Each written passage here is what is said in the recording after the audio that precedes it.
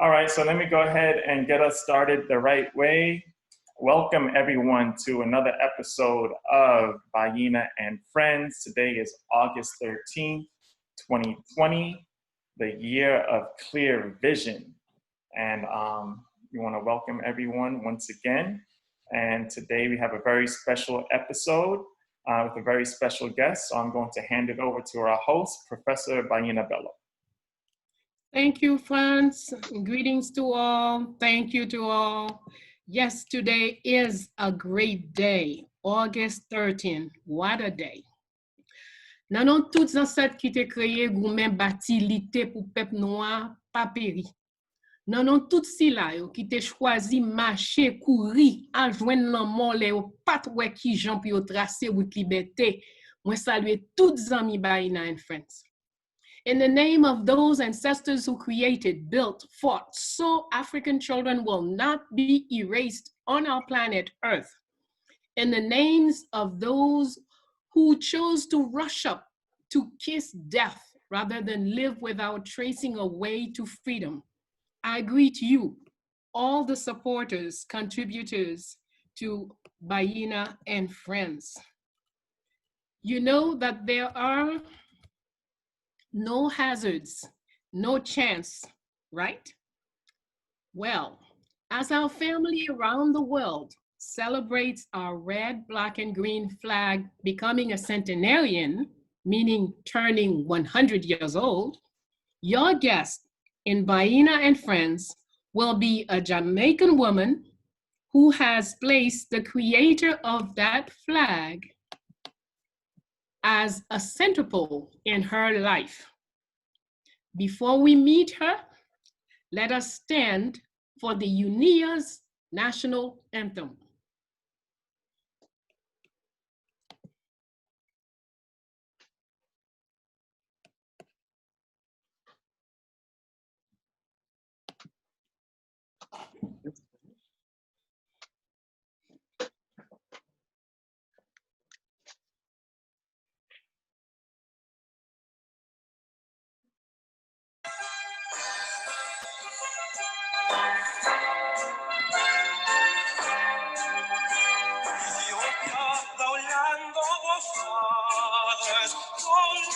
Where the gods love,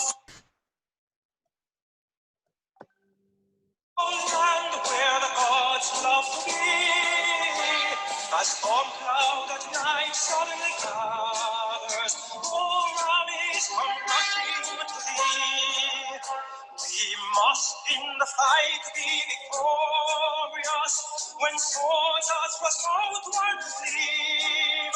For us will the victory be glorious, when led by the red, black, and green.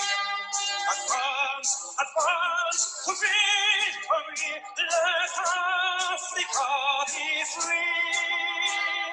Advance to meet the foe, advance to meet the foe, with the might of the red, the black, and the green, with the might of the red, the black, and the green.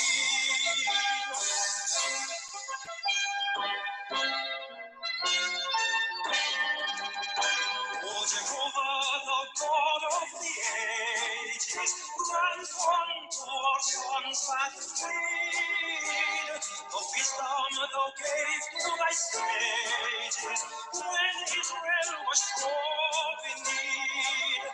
Thy voice through the dim past has spoken, Ethiopia shall stretch forth her hand.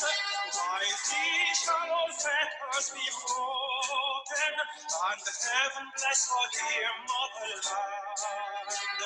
Advance, advance to victory, let Africa be free. Advance to meet the foe, advance to meet the foe, with a might of the red, the black, and the green, with a might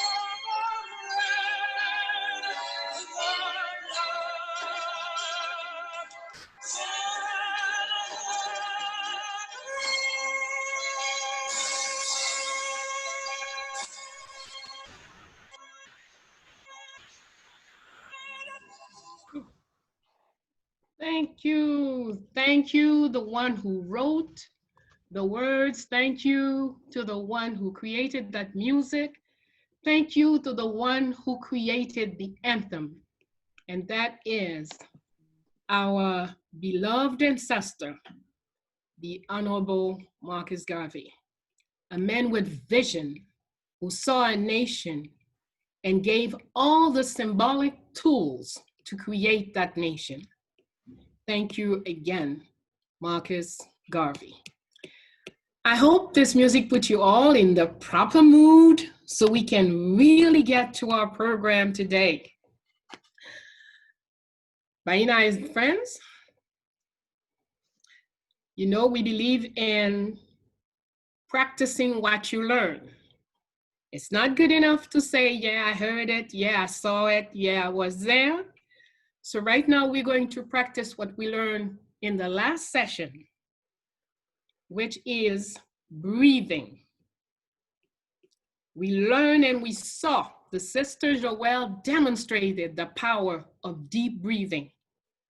So we're going to now take 7 deep breaths to connect to our red, black, and green flag, to connect to the Congress in the Woods, better known as Bois-Caïman in Haiti, to connect to the black and red imperial flag of Haiti, to connect to the Honorable Marcus Garvey, to connect to Jamaica, to connect to Ethiopia, to connect to Amun-Hotep, and to connect to our guest who's going to feed us in a little while. So let's go on and have our 7 deep breaths. I will guide you. I'll say take in, hold, and let it out. We'll do it in 3 steps. Sit up straight.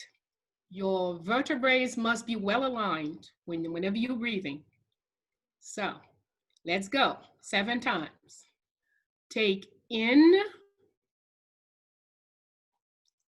hold, breathe out. Take in, hold, breathe out. Take in, hold, breathe out. Take in, hold, breathe out. Take in, hold, breathe out. Take in, hold, breathe out. And the last one, take in, hold, breathe out. So we've done our work. We are in touch with ourselves, in touch with our ancestors, or we have the tools to get in touch with our ancestors. And now we are going to, in the name of Fondation Félicité, of all the volunteers, admirers who emailed us about Kabu, in fact, when they heard that she was going to be with us, we welcome you to Bayyinah and Friends. Please greet your audience.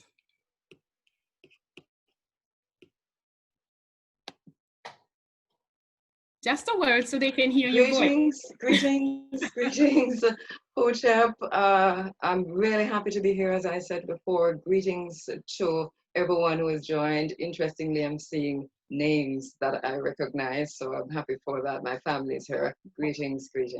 Wonderful. But before entering our subject matter, you and I, Kabu, will read this poem, which is a definition of the concept of freedom handed over to us nearly 5,000 years ago by our Ethiopian philosopher ancestor, Amun-Hotep. So, you will start, the guest will start. The title and the first paragraph. Freedom. Our first mistake was that we thought of freedom as a place rather than a continuation of a struggle. Tyranny never sleeps. Our second mistake was that we thought of freedom as a goal rather than as a launching pad from which to reach our goals. Without purpose, freedom hardly matters. Our third mistake was that we thought that freedom would make us free. That, however, is license, not freedom at all. Freedom is being shackled to identity, purpose, and direction, and being in constant pursuit. Thank you, Kabu Ma'at Kheru, for reading. And now we're going to look at what does all this mean?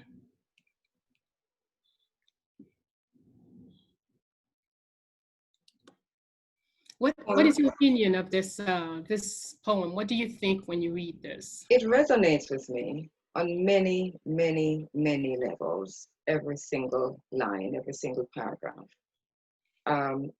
We have been having conversations about freedom, and especially against the background here in Jamaica of independence and emancipation. And one of the conclusions that we've come to, I have come to over the years, is that our mistake was in thinking that emancipation meant freedom, but that was a promise of freedom, and that freedom was an action word, something that we would have to continue to work at. And then the second line, which talks about tyranny never sleeps, that really jumped out at me. I didn't know this poem before you sent it, Nana Bello.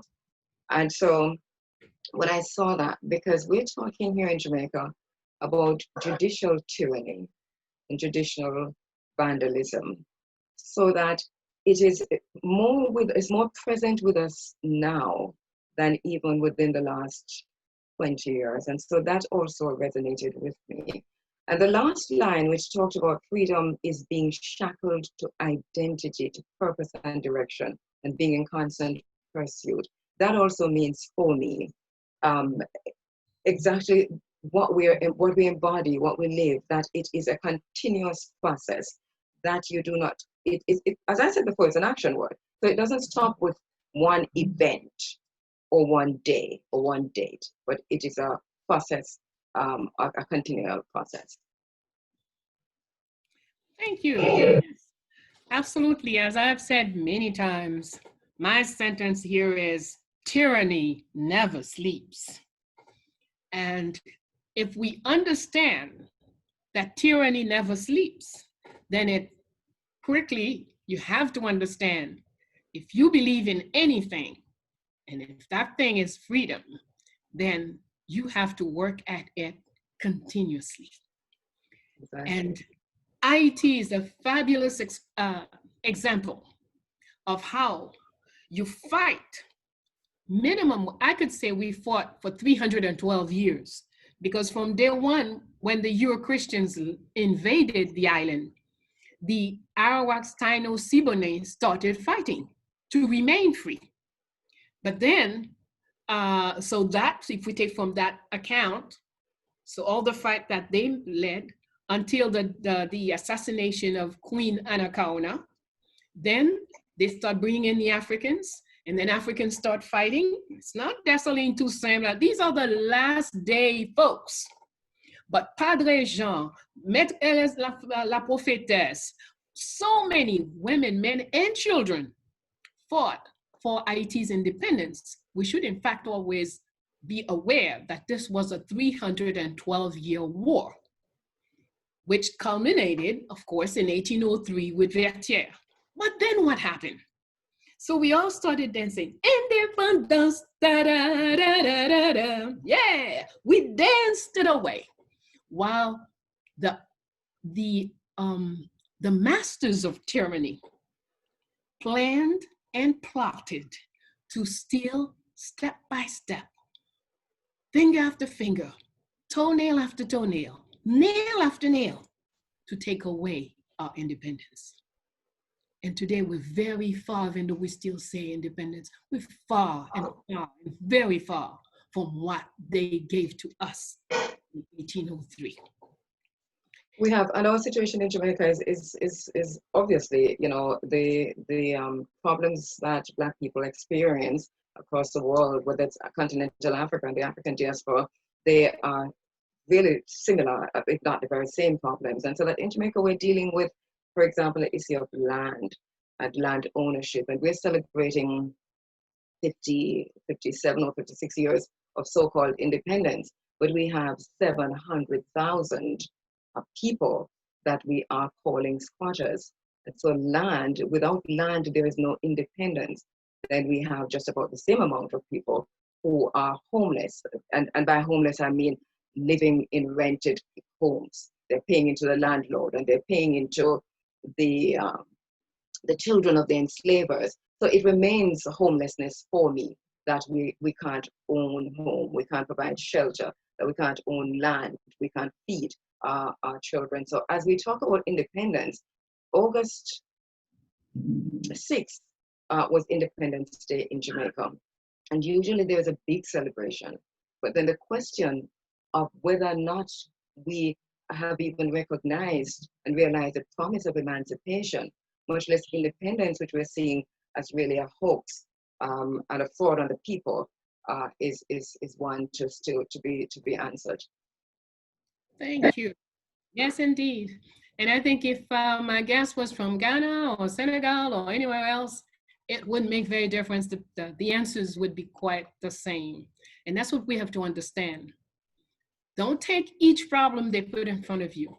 Know that the same problem is everywhere, and the same problem maker is everywhere.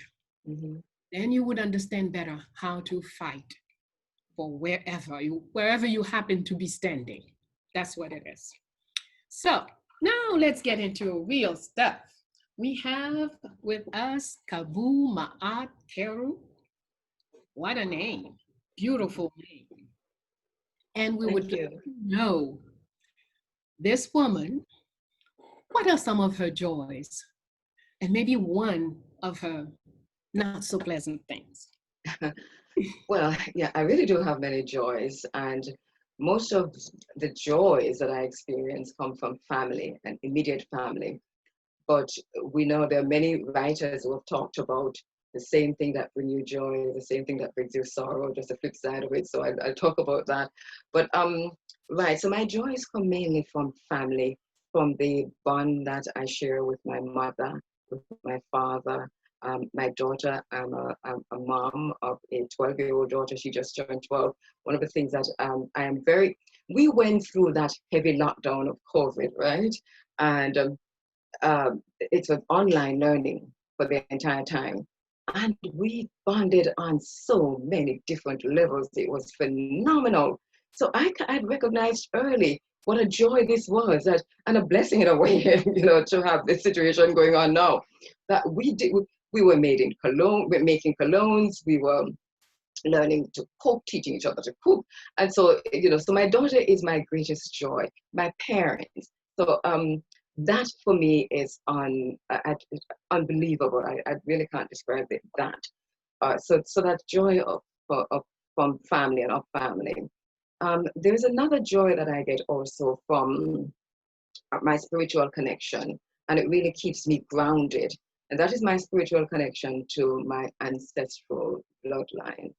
I'm talking my great grandmother, who was the person who, she told me all the stories while she was washing my hair or combing my hair when my mother had to go anywhere. And so the stories, I was having a conversation with my sister recently. She lives in the UK. And I was saying to her, do you remember this story? And she says, no, I don't even know that story. And she said to me, how did you know that story? So I said, our great grandmother mom told us that story when she was combing my hair. So she said, well, she was combing your hair. That's why you remember, but just say that, right. So it's really, my joy comes from just that spiritual connection with family, with the earth. Just, that's phenomenal. The sadness though, and the one sadness, comes for me now, and I might even have a tinge of it in my voice now because I'm experiencing it even at this minute, is my father has Alzheimer's and dementia, and so that's a struggle, that's a serious struggle because I feel as if I'm losing him, a bit of him every day. And if you know what dementia is, it takes you on a weird kind of journey. So that's my sadness right now. Sorry about that. But everything makes us grow. Just like you Yes. find all these joys in confinement. My paternal grandmother had Alzheimer's at one point. And the time that I was shocked was when she one day told me, "Do you remember when we were in school together?" And I was like, "Oh." Yes. And then I started realizing really because she looked perfect. She could do everything that she was doing up until that point. And it's simply that every once in a while she would just, or say, "Oh, are you going to punish me?" She would take me for her teacher or take me for one of her, and that would be, that was kind of, but hey, it enabled me to learn about her school years. She had never spoken about. So I would say, "Yes, and what was the name of the teacher again?" She knew it. What was the blah, blah, blah, blah, blah. The uniform. So I learned a great deal while she was in that state.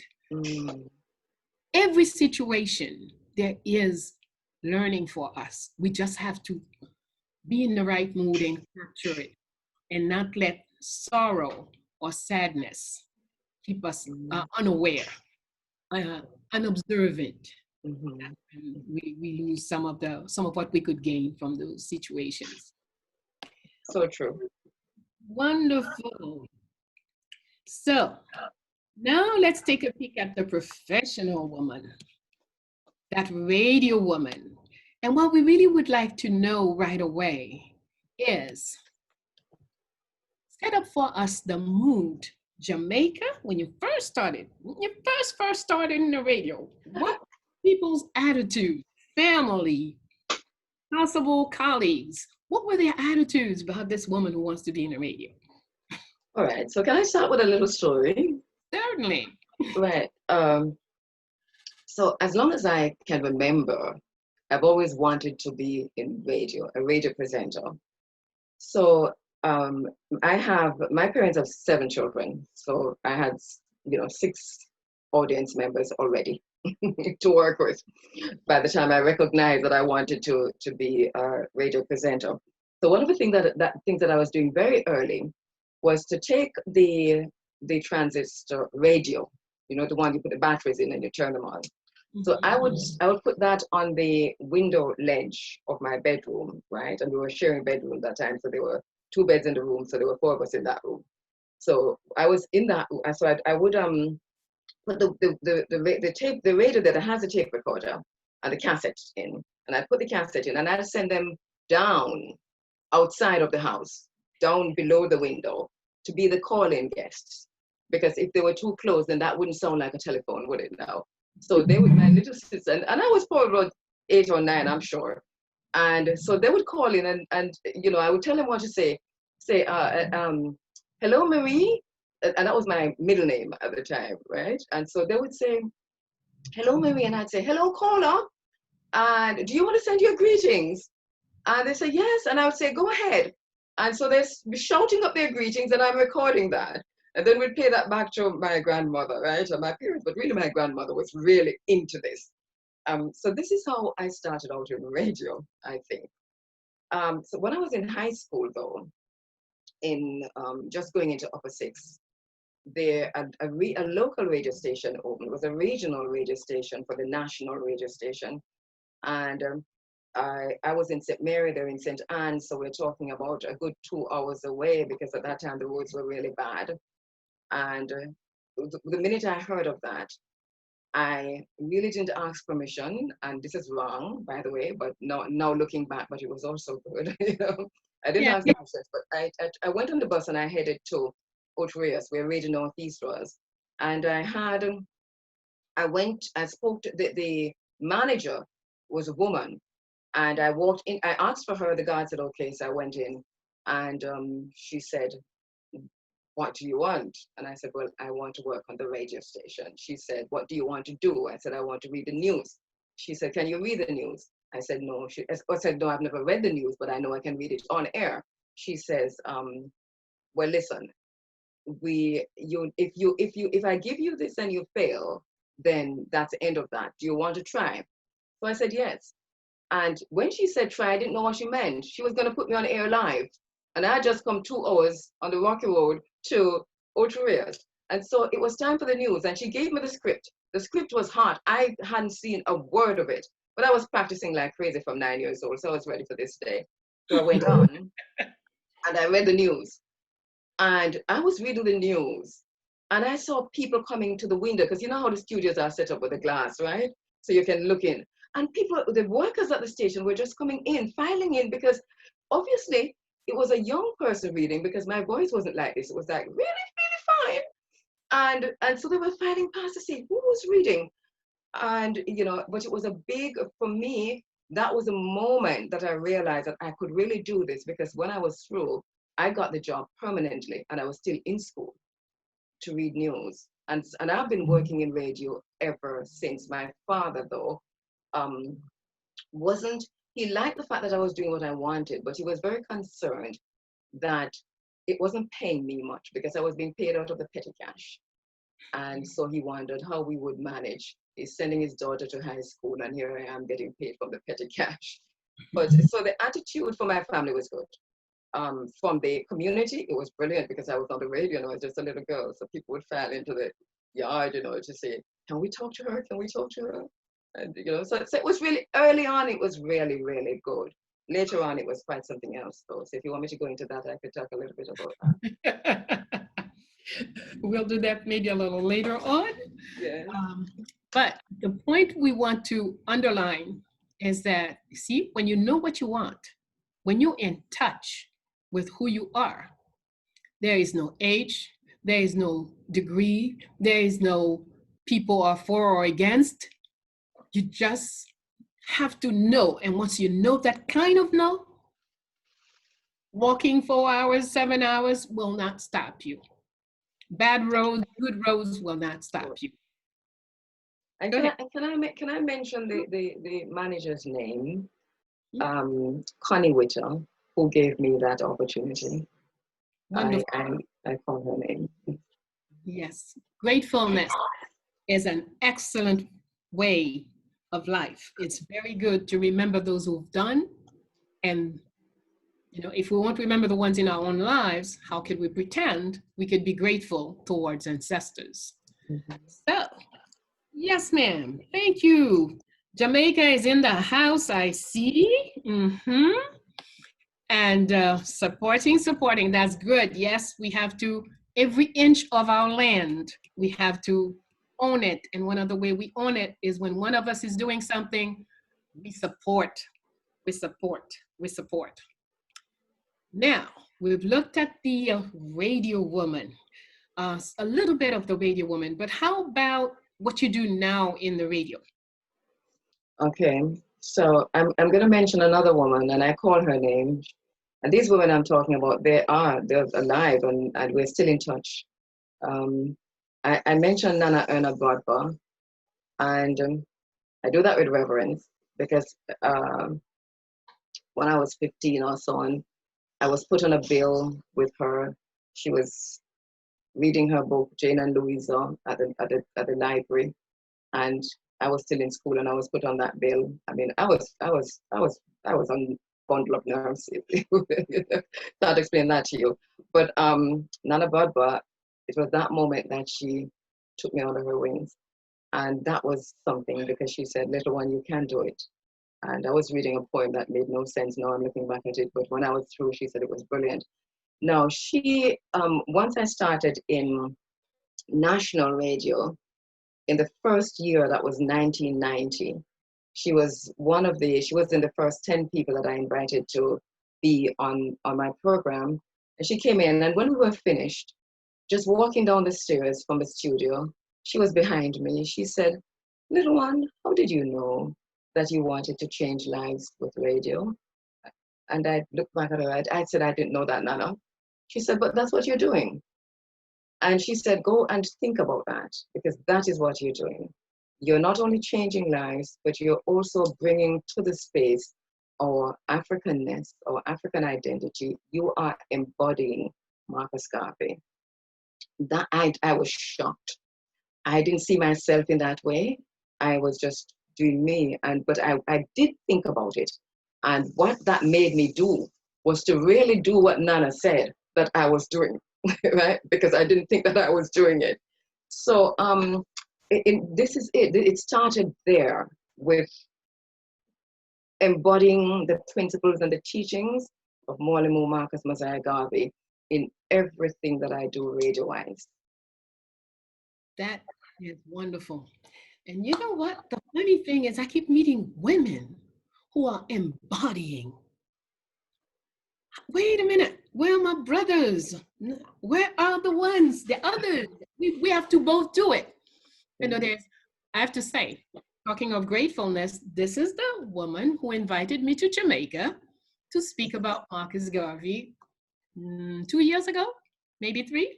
Maybe 3 years ago, yes, it's about 3, I think. A wonderful host. Very, very. Thank you so much, Nana. Very nice person. Thank you so much. Thank you. We're talking about embodying the principles. That's very, very important. Not just talk, Malcolm X, Malcolm X. Hey, what do you do from what Malcolm taught and demonstrated? Don't tell me you are for Malcolm, against, that's one of them. No, I don't care. Whoever you are with, let us see how you embody the principles that they taught, the principles that they demonstrated. That's what is important for continuation of the fight for freedom. That is key. So you must have met all kinds of people as a radio person. Interviewed all kinds of, let's say, powerful people. They like to refer them as sometimes like that. Mm-hmm. So of all these people that you've met, is there someone that you would say has embodied an ancestor? I won't even limit it to Marcus, but have you met people that when you looked at them and you say, this is whoever. Yeah, this is Chief Tachi. Yes, it has happened more than once actually, and I refer to, even now, to some of my guests who, when they come into the studio and we continue to talk, that even now I say, Chief Tachi or Queen Nanny.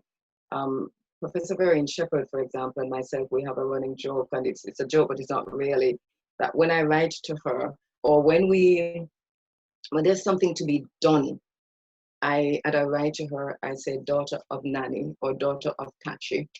And so we know what is to be done right there, because that's a spirit that, she embodies. And so I can tap into that.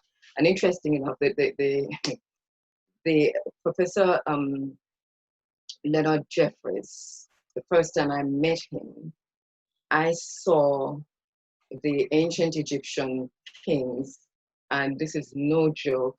And I had that conversation with him, and I'm doing the interview and I'm thinking, but I am talking to someone from Egypt, and this is, and I felt from Kemet, and I really felt that way. Now there's an elder woman though who I met, who, her name is not well known. I was just doing an outside broadcast, and she came up to me and she said, my daughter, I cannot read everything I know I learned from your program. But when I looked in her eyes, I saw, a Santua. And I hugged her and I said, my mother, you have come. There was another outside broadcast that we were on, and there was a Sister Tendai, who asked us to, at the end of the broadcast, to hold hands, to lock hands with the brothers and the sisters, and that the brothers would chant and the sisters would just pray from their bellies, because of, the pain that took place in that area. We were in search of Fibber, and Fibber is a woman who was enslaved on the Thistlewood plantation. And if you read In Miserable Slavery, right? So we went to the place where Fibber was. We went to the Thistlewood plantation, and we were in the graveyards, and we were in the rivers where they were. And at the end of it all, and we were there for about 2 weeks, but at the end of it all, we were who we were and who we were supposed to be. And there were all kinds of stuff. But at the end, when we locked arms and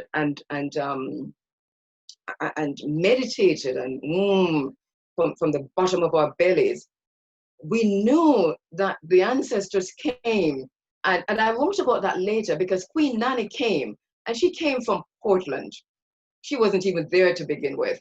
We could feel that she walked from Portland. So yes, for me, it is that happens in the space, and it's radio. But sometimes you have to just forget that this is radio and just be who the ancestors want you to be and to see. Absolutely. And that is the difference between when we're doing the mathematical, I'm an intellectual and I blah, blah, blah, blah, blah, blah. See, you will always come to tremendous limitations. But once you take your whole self into whatever you're doing, it doesn't matter what. Once you put your whole self and your spiritual self is involved, you have no clue as to where you will go. And Nana, I'm interrupting you to say this, that when you came, we knew you were Nanny returning. We felt that Queen Nanny spirit. We knew that. So that was also another moment when you came in for Marcus Garvey celebrations. We knew that, we felt that you did so much, because even in the space, you began to speak about things that we were agonizing over and didn't know how to deal with that. Not only that, you spoke to us through the voice of Queen Nanny in the way that Queen Nanny probably spoke to her brother Kojo, to say, do not sign that treaty. That's a kind of passion you spoke to us with. And you would not have had much feedback because you left much later. But I tried to tell you that Queen Nanny entered the space when you came. Well,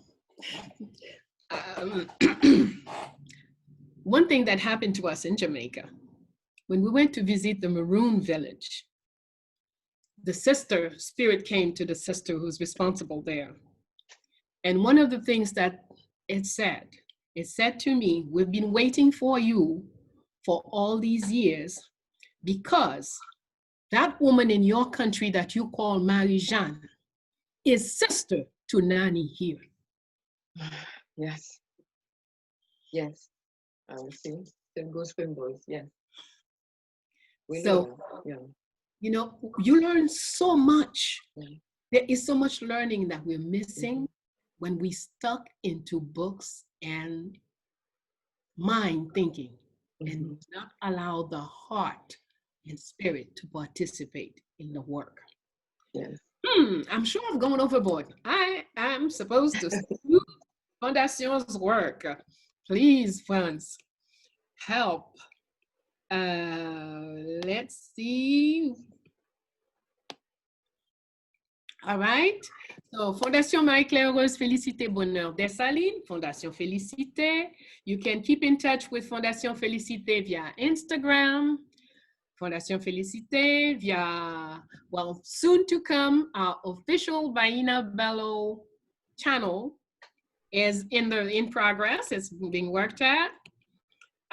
You can contact the Fondation via telephone 509-2940-0869. Fondation Félicité website. And if you want to contribute, to donate, to help, Fondation Félicité at gmail.com. This is where we're at on this grand date, this August 13th. If we were doing an historical program, we would talk about the Congress in the Woods, better known as Wakaima in Haiti. That would take us to Bookman duty. Bookman duty would take us to Jamaica.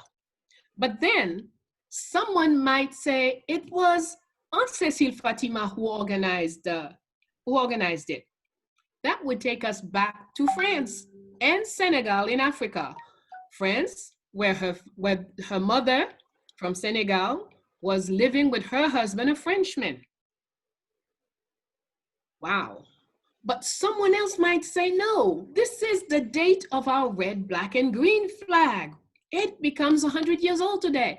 Yes, we won't argue about that. It's very true. But that's also the day that it all would connect to Ghana, because Nkrumah was part of Marcus Garvey's organization, UNIA. And when he went back to Ghana, became president, he certainly mentioned it. And notice the black, red, and the flag of Ghana with the black star at the heart of it. The connect is what we need. Not the discussion, not the arguments. Do we have 2 more hours, friends, for this program? Because there are so many things that are connected to August 13. I don't know what we're gonna be able to touch, but knowing how attached my sister is to the Honorable Marcus Garvey, And I say, I am Marcus Garvey. I say that on my program. I say that wherever I go, because I am Mwalimu Marcus Mosiah Garvey, and it is to me what it is. I am my ancestor, and so that for me, I live Mwalimu. My conversations, my lifestyle, my very being and essence. And we talked about freedom earlier. I was having a conversation with my mother recently, and I was saying, you know, she talked about how terrible things were. And I said, you know, well, Mwalimu Marcus Mosiah Garvey said, and she said, well, you're always talking about Marcus Garvey. And I said, well, yes, Mwalimu Marcus Mosiah Garvey said, until our backs against the wall, and so on and so forth. But that's an aside. Now, we are celebrating him today, and we talk the 100 years of the UNIA convention, with so many thousands of people, 100 years of the flag, and this without social media, this without the kind of interactivity that we have today, and to have managed that is phenomenal. 100 years after, the kind of unity, 233 years after his birth, but the kind of, the way he was able to bring African people together and to a space in unity, is remained for us still phenomenal. We're talking about this in the way we're talking about the pyramids. As if we can't rebuild the pyramids, or we can't rebuild this unity. And so for me, in terms of living Mwalimu Marcus Mosiah Garvey, is not to redo what he did, but to continue what he did. And so that we have, my thinking on that is that we have a responsibility to be that person, that spirit that continues that work 100 years after the red for the blood. I mean, can you imagine the first Charter of Human Rights 100 years ago, one of the oldest you can possibly find, through the mind of Mwalimu Marcus Mosiah Garvey. Himself must have been an ancestor, of course, if we look back. But and so that we need to continue that.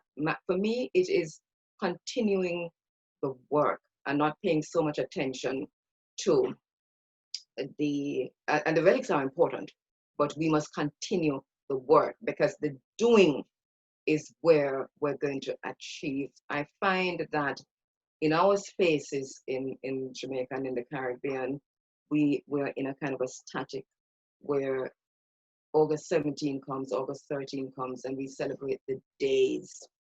And then after that, we have forgotten who we are supposed to be. But if we live Mwalimu Marcus Garvey, then there will be no forgetting. And we have a moral obligation to remember. absolutely. In fact, if Franz will give me permission to answer for him, Franz would say, Marcus Garvey was Dessalines. That was the spirit that rose in him. Marcus Garvey was King Henry. That's what inspired him with the financial realization. Marcus, oh, he has a whole bunch of when he talks about Garvey, Yes. he sees all those ancestors in him. Mm-hmm. But even though, yes, I agree with Franz, but I think there's so much more and so much older. As we learn more about older ancestors, then we will see more of what is present.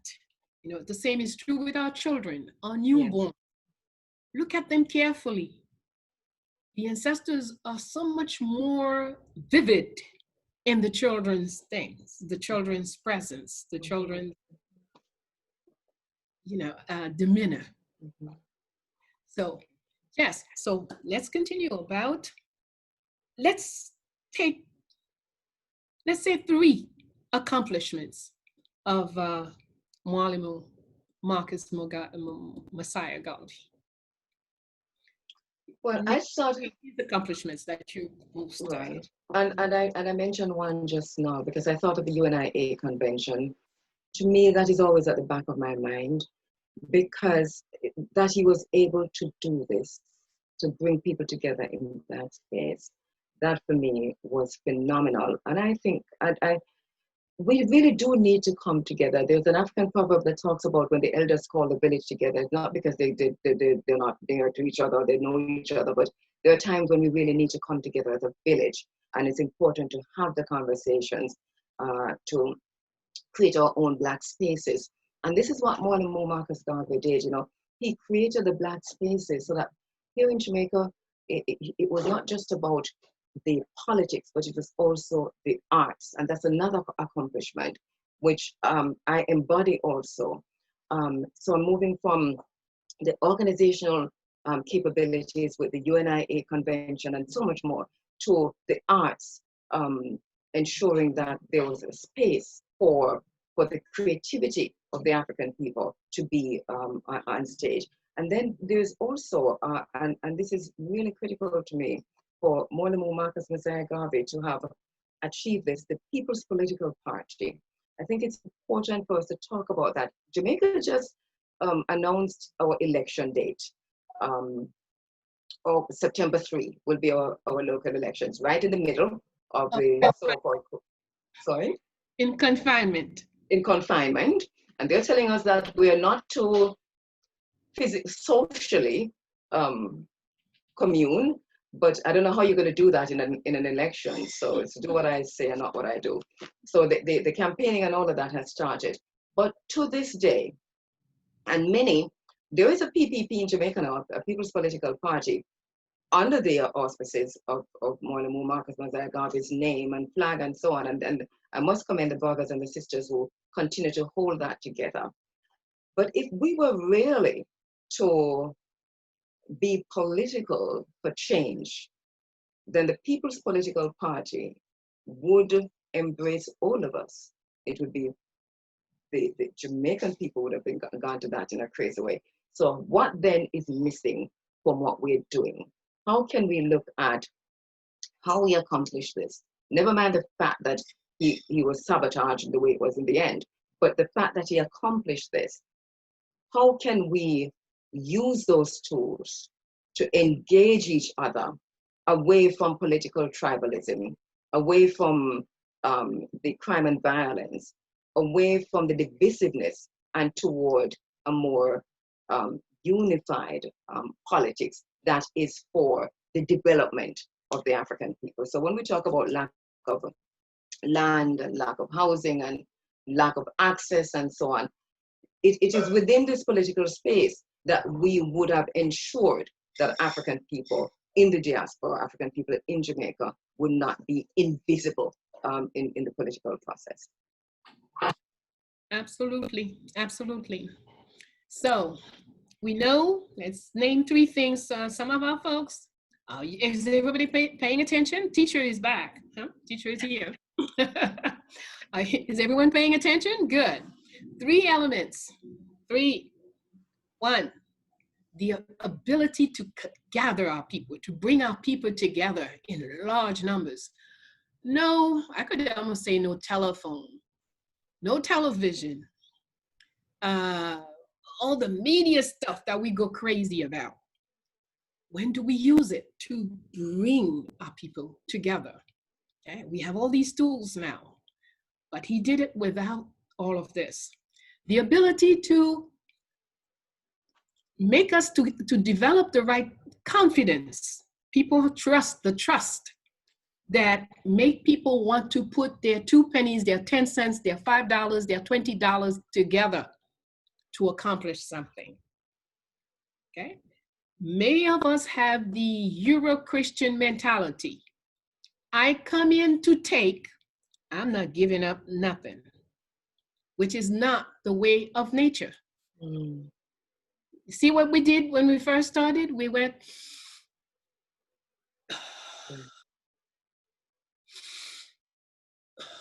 nature says, you take, you hold, you use, and you give. You take, you hold, and you give. That is a law of nature. And if you feel that you don't have enough, look at what you're giving. The giving is probably not enough to bring in what you need. So with this collecting of our pennies together, and we're talking about 1920, 1930, we're talking of years where people worked for pennies, right?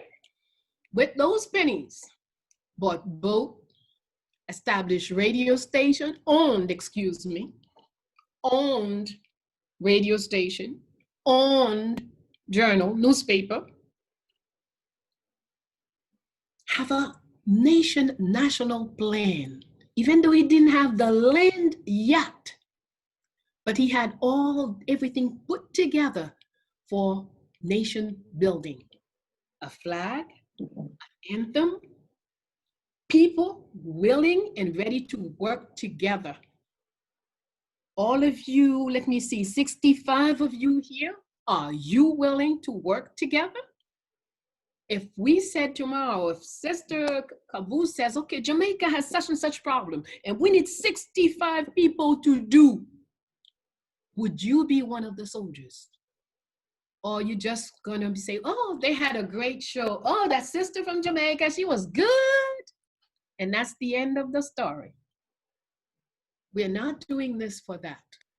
We're doing it so our people become more themselves and we can come together just like our ancestor gathered us together with a purpose, with a clear objective, and then we put the money to get it done.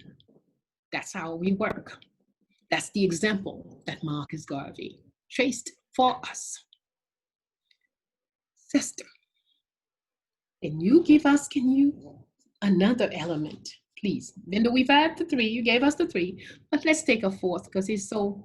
Right, and the 4th, would be, and you actually mentioned it, because for me it is the business, the publishing, the media. I'm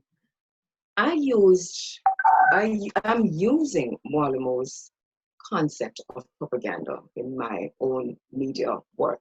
As a media consultant, as a broadcaster, I use that idea of propaganda. Because, you see, for me it is important for education, but also for decolonization. It is important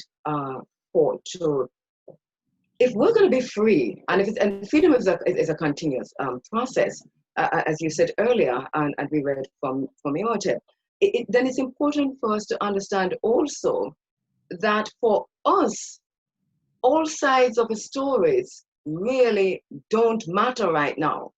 We must tell our stories through our voices, through our lenses, and we don't always have to have the other side. And this is how I do. I know it is controversial. I know I'm a trained journalist, I understand that, and I know that this is against everything that you learn.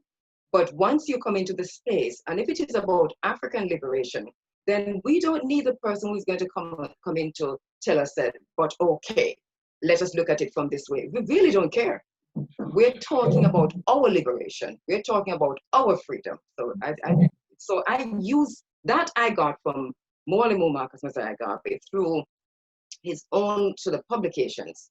Somebody mentioned online also the Black Star Liner. So we could go on and go on.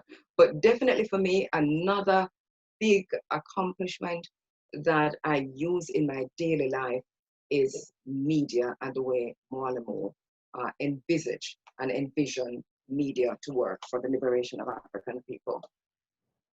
Thank you, ma'am. Yes, ma'am. Yes, yes, indeed. We have to be clear. What's the purpose? Remember freedom, 3 elements? Number 1, identity. Right? Number 2, Purpose. purpose. Number 3, in constant pursuit. Pursuit. Okay?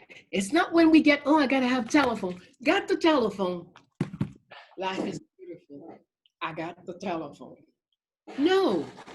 Soon as I have the telephone, then hey, what am I gonna do? What am I gonna do? What is it? In what way? It's all the other things. Okay? So continued pursuit. That's the key. Don't think if I get married, oh, I'll be good. I'll be. No. Once I have a child,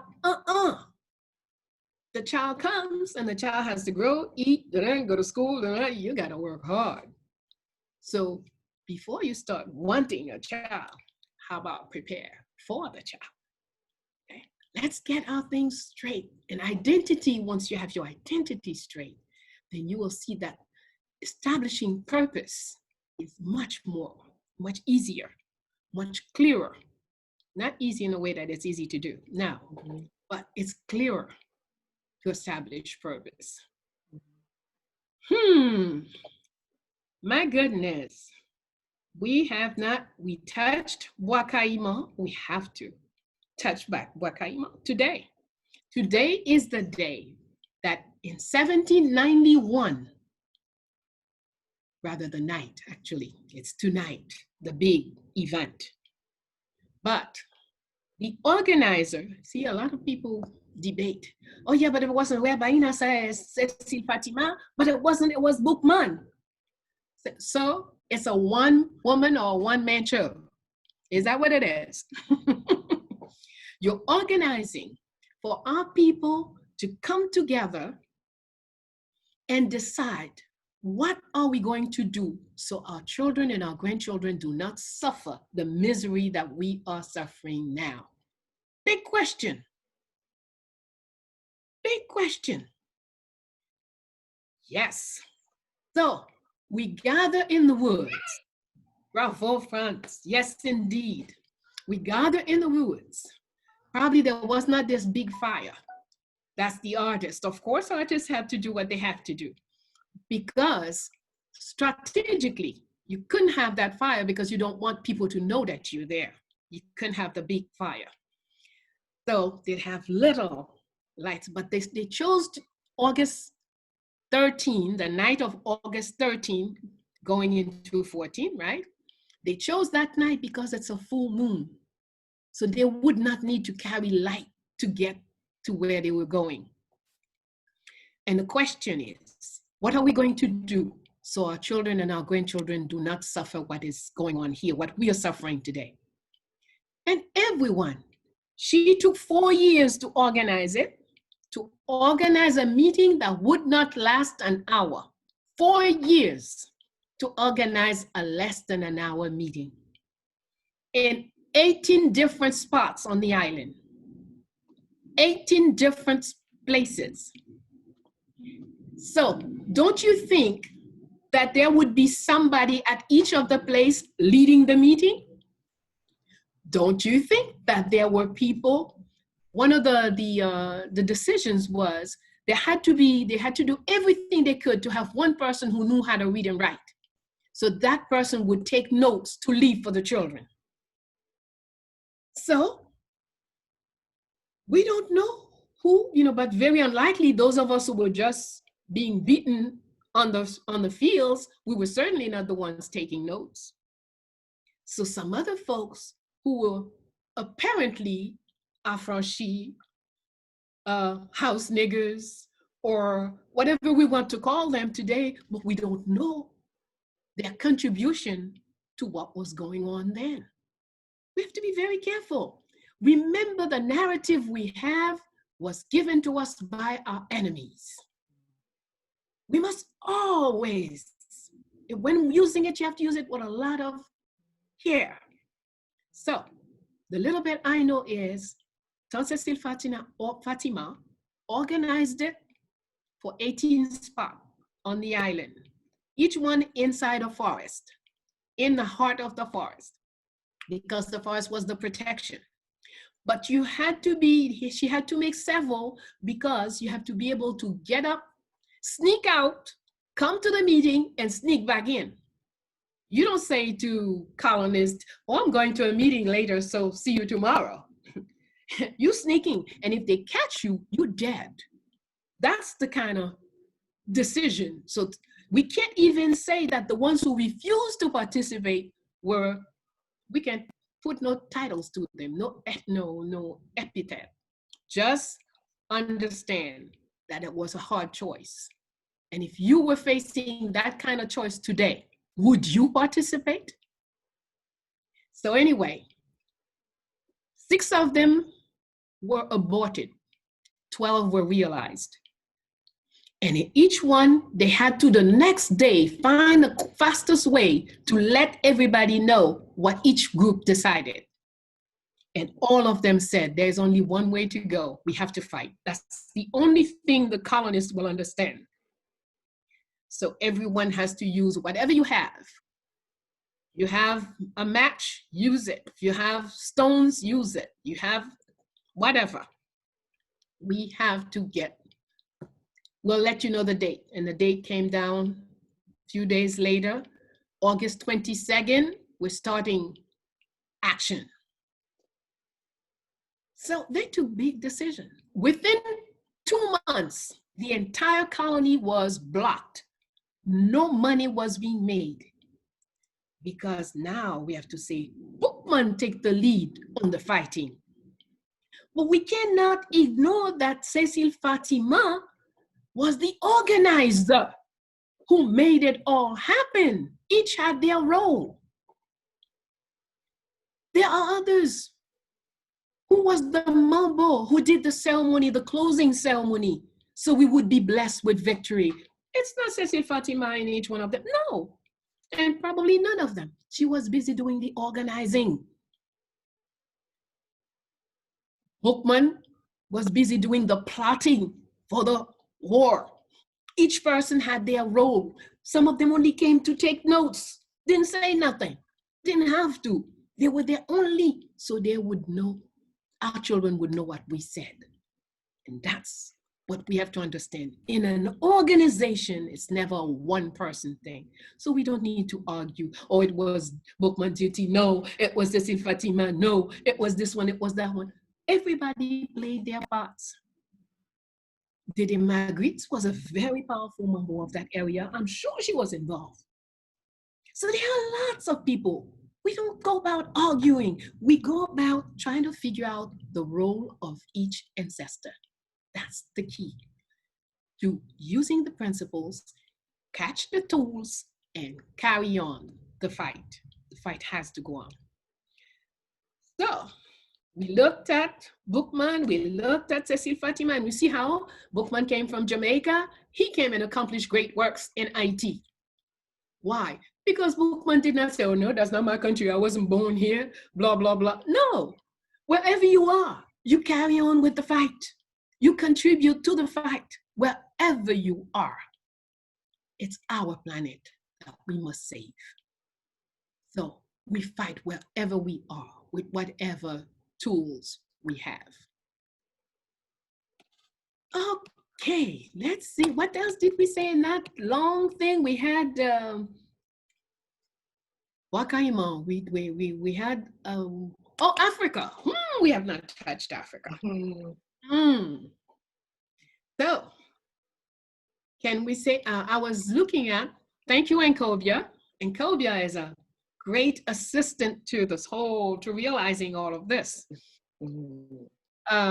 She sent to me a video of the speech of the president of Ghana, who was mentioning that Nkrumah was part of the organization run by the Honorable Marcus Garvey, and how Ghana is the country who inherited most from the work of Marcus Garvey. I'm sure that's true, but we can stop there. Ghana inherited, yes. Where did Marcus take? Marcus took from Haiti, Marcus took from Ethiopia. We often undermine or overlook Ethiopia. Ethiopia is a wonderful thing. But I want to conclude all this with this. You see, every time we're just doing, I'm Jamaican, I know Jamaican history, I'm Haitian, I know Haitian history, I'm Martinique, we're doing garbage. The thing is, each thing that we learn, we have to connect the dots. And it's when we look to connect the dots that we start having the real picture of the accomplishments of our people here on this planet. And I'll leave you with this little better dot. Haiti, everyone claims, is the first independent Black country in the Americas. All right, no problem. I accept, and I'm proud, and I'm glad. Ethiopia, a lot of people say, is the only country that was never colonized. Some say, oh no, it was by the Italian, even if it was for a short time, blah, blah, blah, blah, blah. I don't see that in all the stuff I read. I see a fight. Italy wanted to take Ethiopia, but never succeeded. But then the Battle of Adwa, when I started researching on the Battle of Adwa, and then find out that the Emperor of Ethiopia sent boats to go find troops in Haiti and bring them to Ethiopia for the final battle. And they won. And you know what's important to me at this point? Only that Africans on both sides of the Atlantic joined together for victory. When I look at Wakaima, you had Africans from all over Africa. You had Jamaica was represented. Bookman was there, and probably other people that we don't know. St. Vincent was represented. Martinique was represented. Guadeloupe was represented. So, what is the real lesson here? When Africans know they are Africans, wherever they are, they participate in a fight. And whenever they come together, victory is guaranteed. That's the lesson I learned from August 13th, from looking at all that we do, all that we have done on this planet for freedom. Sister Kabu, this is your chance to give your connect. Right. And I was listening very, very closely to what you were saying, Nana, because the Battle of Adwa, to start there, also important to me in terms of looking at how we, and I'm talking about women, can be, should be important in whatever wars that we're fighting, should understand our roles in whatever war we're fighting, and our roles are defined by us. We say who, we say when, we say, where and when we enter. And Empress Title in the Battle of Adwa determined where and when she entered, and that was at the moment when the battle would have been lost. And she entered and said, well, and Ya Asantua we saw doing the very same thing. Exactly. At the moment when the men wouldn't, she said, well, we'll go if you won't.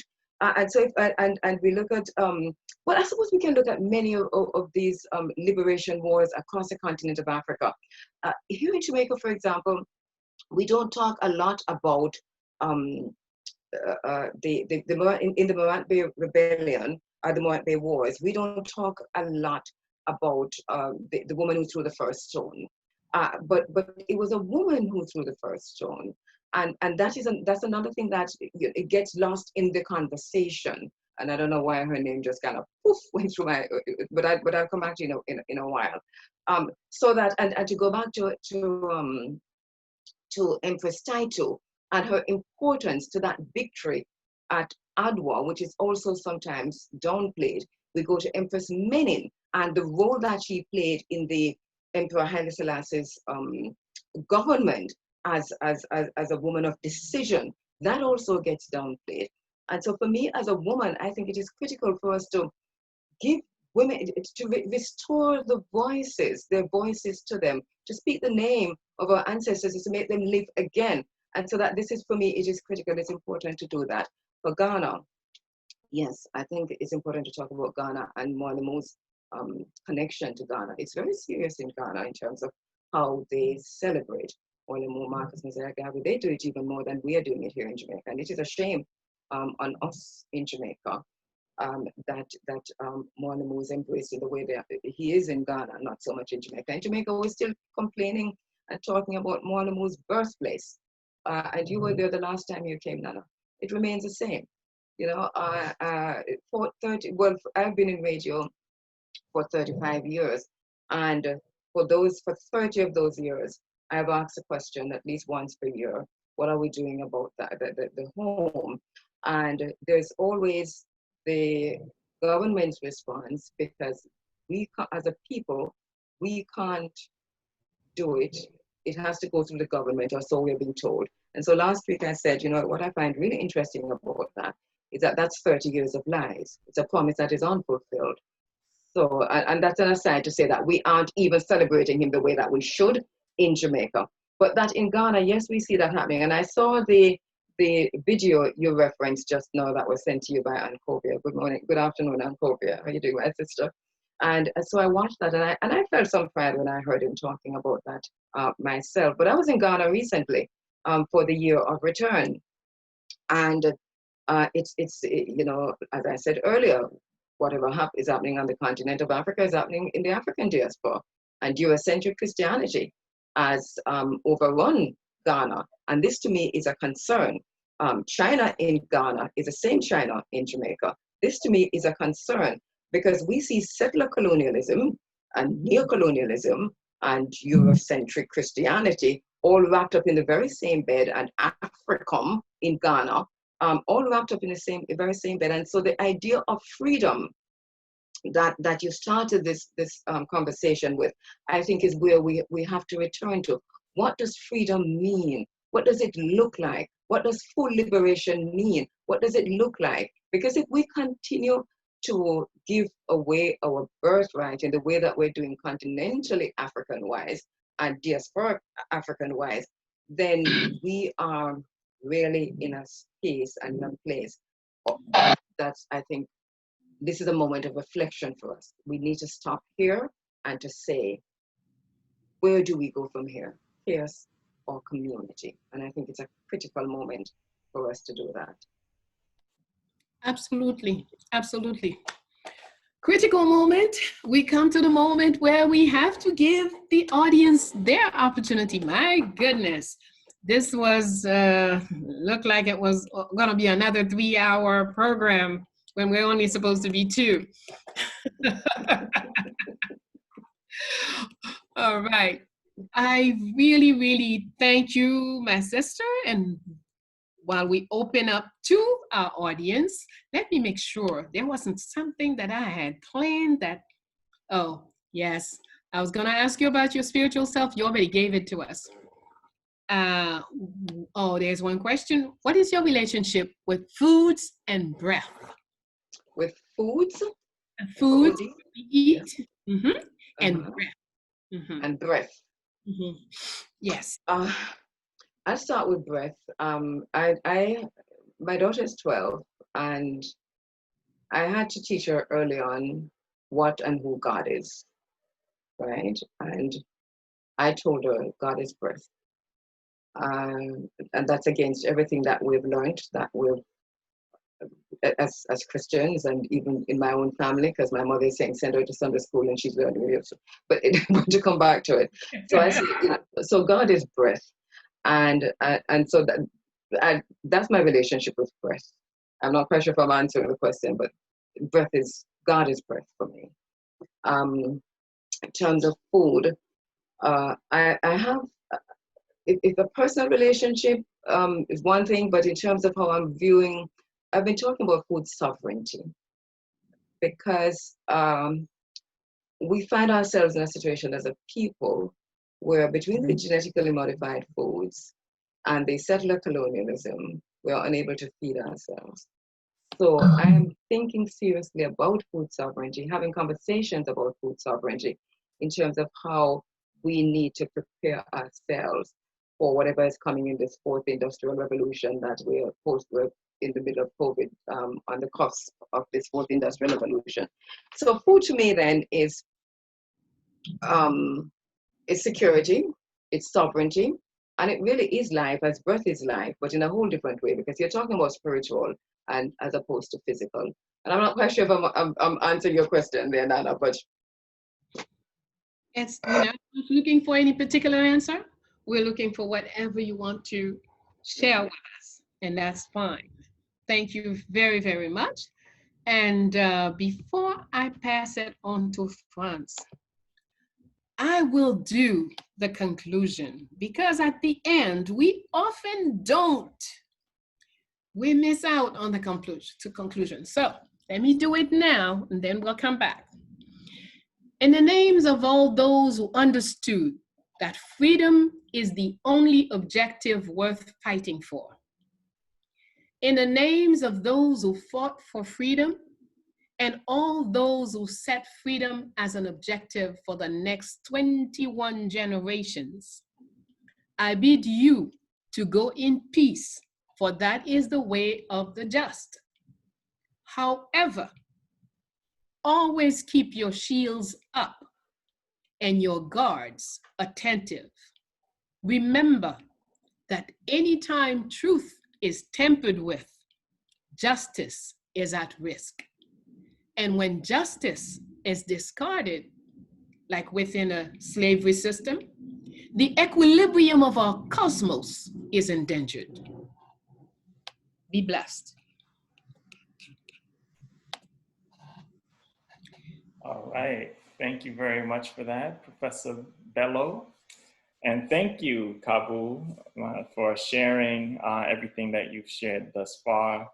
I appreciate your wisdom and your knowledge and your championing of the African cause. So we have a few questions set up in our participants room, but I do have a question for you. I'm an aspiring author, publisher myself, and I know you have written a book recently, I believe. yeah.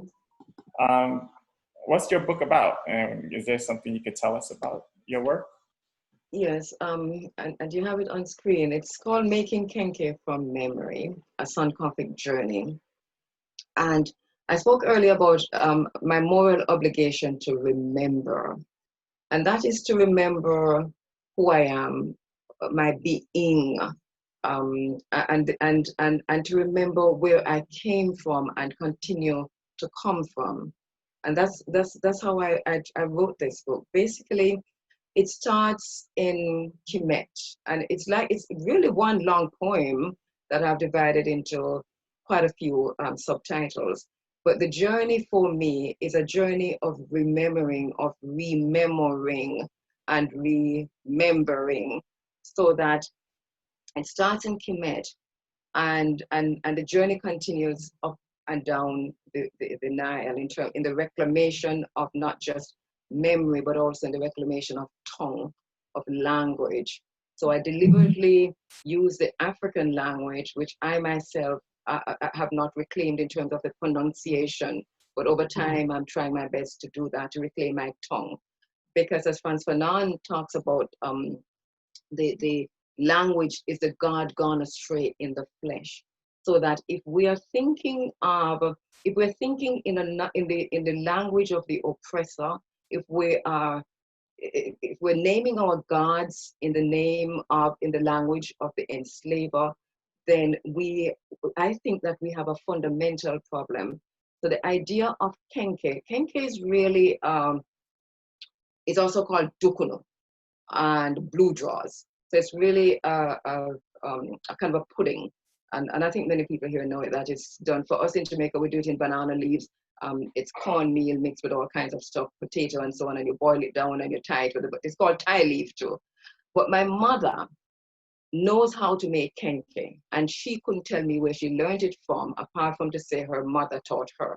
And so when I checked in with her mother, she didn't know how she got it, apart from to say her mother taught her. So as far as I could go back, it was always a mother teaching a daughter in my bloodline to make this kenke, which comes from Ghana. That means the genetic memory is intact. If we can remember how to make kenke, then we can remember the names of our gods. And if we call the names of our gods, what might that do? So this is a journey. It's making not just kenke as the food, but making kenke as a spiritual journey, making kenke as language, reclaiming that language and driving the alien gods that have gone astray in our flesh from our beings into becoming who we are supposed to be, that spiritual African being. So that's basically what that is about. Fantastic, fantastic. I have to make sure that I get a copy. Where's the best place to get a copy of the book? Right now, as it is, through the publisher, Seniacom Publishing, and through me, because it's not on Amazon or any of those places, and I apologize for that. It should really be. And Ancobia, I know, is probably mad at me saying that immediately, because, but it is through me now or the publisher, Seniacom Publishing. Yeah. Well, as a publisher, also, it's always best to get the books directly from the author or directly from the publisher. Oh, thank you so much for that. Yes, yes, I understand. Amazon is, you know, it's okay. It's very convenient, but it takes away from the artists. It takes away from the writer. It takes away from, you know, the publishers, people that's really on the ground doing the hard work. So definitely support the book. Definitely support the publisher that put the book out. All right, very good. So let's go to our first question. Oh, awesome. We're gonna start off with Ancobia. Ancobia. Go ahead and unmute and ask your question, please. Okay, let me see if I got this right. Good evening, everybody. Cabs, how are you doing, my dear? Hank. Hey, Hank, it's so good to see you. I'm gonna have to control myself. How's it going? I'm good, I'm good. Mama Bello, Brother France, how are you all doing? We are fine, thank you. Fantastic. Okay, what a glorious, glorious day. 100 years, whoever thought that when our ancestors sat down at the convention 100 years ago, that their descendants would be here 100 years later, discussing ways to still get out of the quagmire that they were sitting down discussing, trying to get us out of. Sometimes you think, have we really gone anywhere? Have we really achieved anything? Before I get to my question, this is the book, folks. Mm-hmm. Thank you so much, Ancobia. This is the one you must get. I got mine from Kabu. She actually she signed it for me. You can see.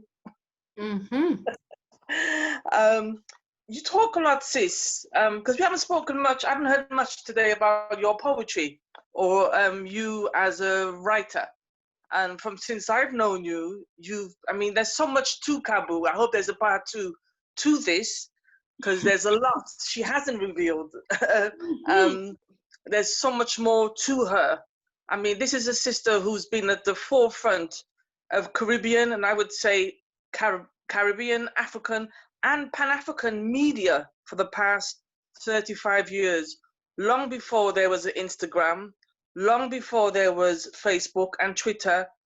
Kabu was the person who was out there interviewing everybody, you know, and really, Kabu, you need to, as part of your legacy, you need to write us a book for future journalists who are going to come, for future young brothers and sisters who are coming up behind you.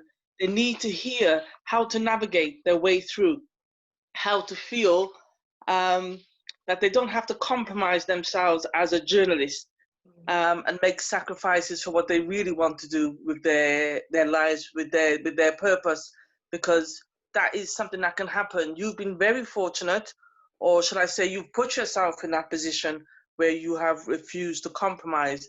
And it would be nice to hear from you. How have you been able to do that? How have you been able to keep for 35 years? I mean, there is so much, you know, there is so much we can learn from you. And for anybody, if you sit down with Sister Kabu, she can tell you stories for days, you know, stories. And she's a very humorous person. As much as you see her sat there all prim and proper and serious, she is a scream, just like Mama Bello. Like, very good company to be around. You know what I mean? You We get can give you together, and I'm telling you, honestly, those two could start a revolution by themselves. You talk about in your book and on your radio show, well, it was running African. It's now the African Forum. But you talk on your radio show a lot, and you talk in your book. You have a section called "On the Moral Obligation to Remember." Yes. I have a few questions, but one of the questions is, why is it that you talk so much about that? Why do you place so much emphasis on us having a moral obligation to remember, and to remember what? Especially in a time when we're constantly being told, oh, that was back there, get over it, get on with it, you're free now, you people always moaning and complaining, get over it. Why is it that you say that we should remember? Remember.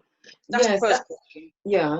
All right. So, thanks, Anne. Once again, it's really so good to see you, and thank you for the kind words. I met this sister a long time ago when we were studying together in England. Let me just say that out. Or we buck up in the production studio, and we were studying media, right? And Yes, we just met in the production studio doing our thing, and had to talk to each other. And it was in talking to each other that we recognized ourselves. So we remembered each other even then in that space. But so the moral obligation to remember for me is really to remember not just that interruption to ourselves, which was slavery, because slavery is not our history. Slavery is an interruption to who we are. So that to remember who we are, and I'm deliberately not saying who we were, because who we were is who we are. So whatever we've done before, in the words of Morley Marcus Messiah Garvey, we can do again. I teach my daughter that whatever you think in the way of Morley, you can achieve, because we have done it already, and it's 1 trillion cells in our body, and they each remember. They remember our language.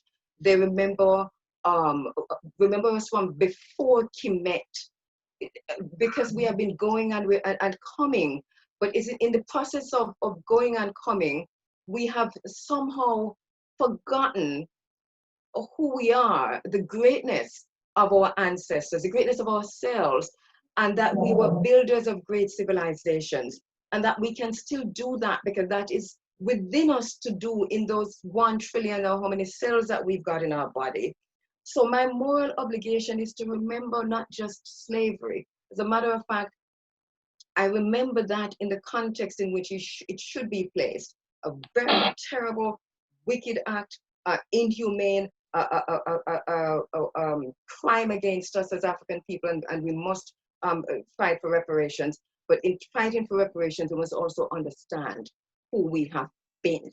And that is where I'm coming from when I say I have a moral obligation to remember all of it, from the foothills of the mountains, as Dr. Ben says, from beginning of time, from the time of to remember that we were gods and that we are gods, and to remember their names and to call their names. To me, this is critical. This is the most important thing for me, is memory, remembering before we can remember. Thank you very much. Thank you. And for you, does that remembering come before identity?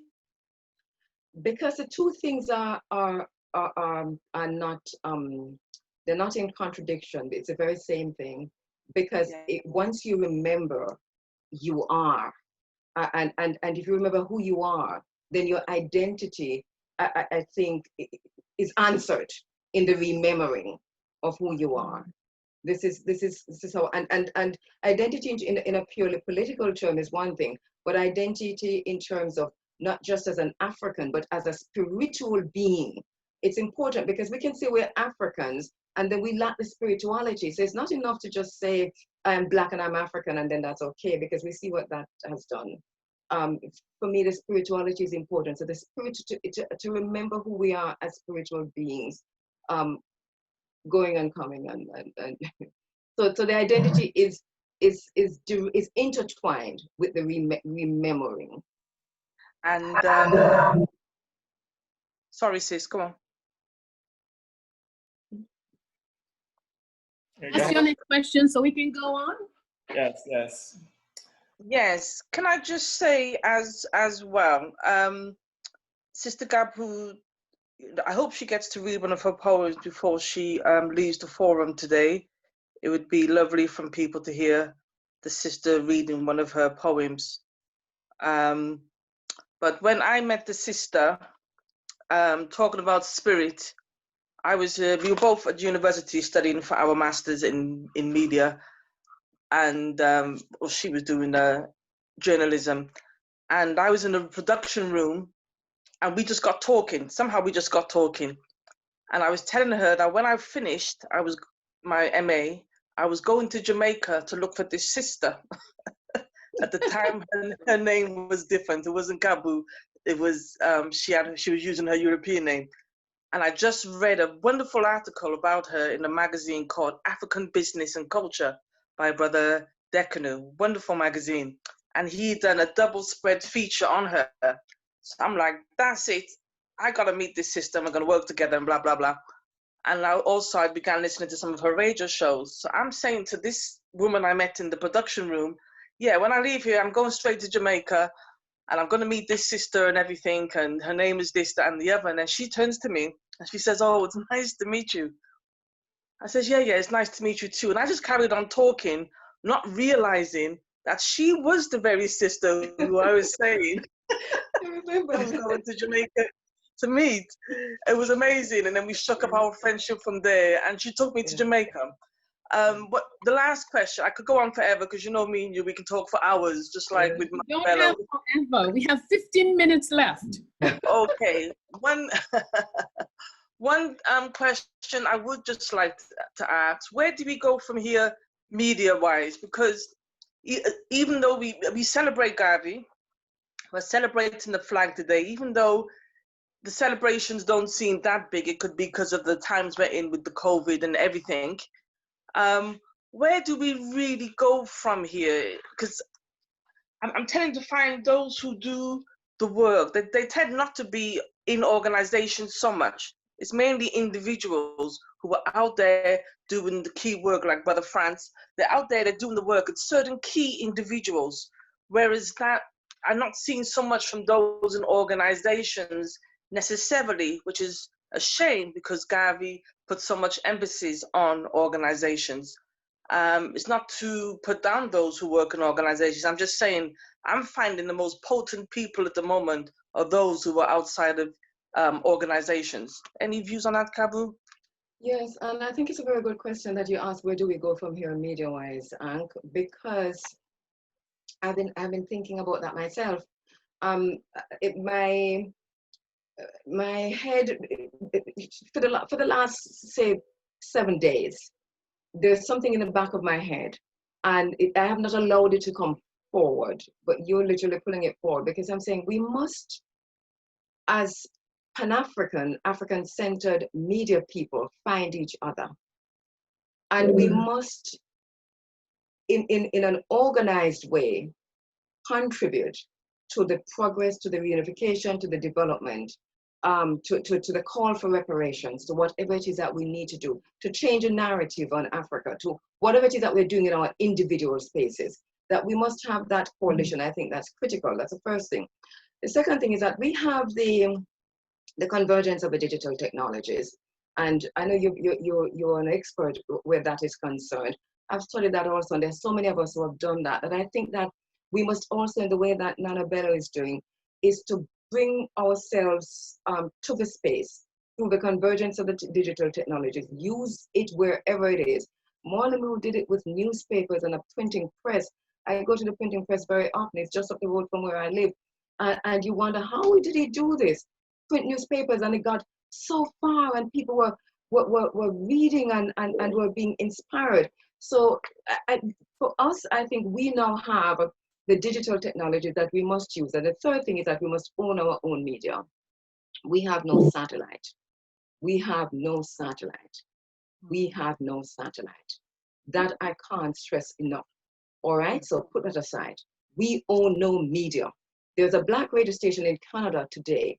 The owner has died, and his wife was left with the legacy of the only Black radio station in Canada that there is now a war over, that they're now appealing to the Prime Minister to save, because as Black people, we can't come together and save it. So I think that we must own our own media. It is critical. We must own our own newspapers, and we must own our own radio and television stations. Yes. That's critical. Absolutely. Thank you, Marbello. Thank you, France. Thank you, Sister Kabu. Thank you. Thank you, Aunt. Thank you for everything. Okay, so like Bello said, we have 15 minutes left. So we have a few more questions. Actually, we have 5 questions. So let's try to get through it. Next question from Francine. Francine, go ahead and unmute and ask a question, please. A question? No debates. Thank you, Francine. Go ahead. Ask a question. Francine, we can't hear you. I unmuted. I don't know what's wrong. Okay. Can you hear me now? Yes. Yes. Okay. So you talked about remembering. I almost got the sense that are you talking about a relationship, kind of a relationship to your soul? All right. Okay. All right. Yes. Yes. So to spirit, as a spiritual being. Yes.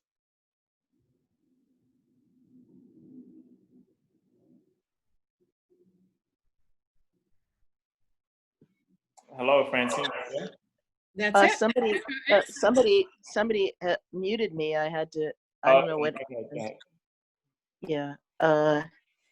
So this practice of like you say, of trying to get your voice back, because I've heard other people. Well, for myself, I started saying to myself one day that the words of English are painful on my brain, and then I found other people were realizing the same thing, that here you have a highly evolved person, myself, with many thousands of years of ancestors, the original people on the earth, and then forced to have this language forced upon one's brain, and no memory.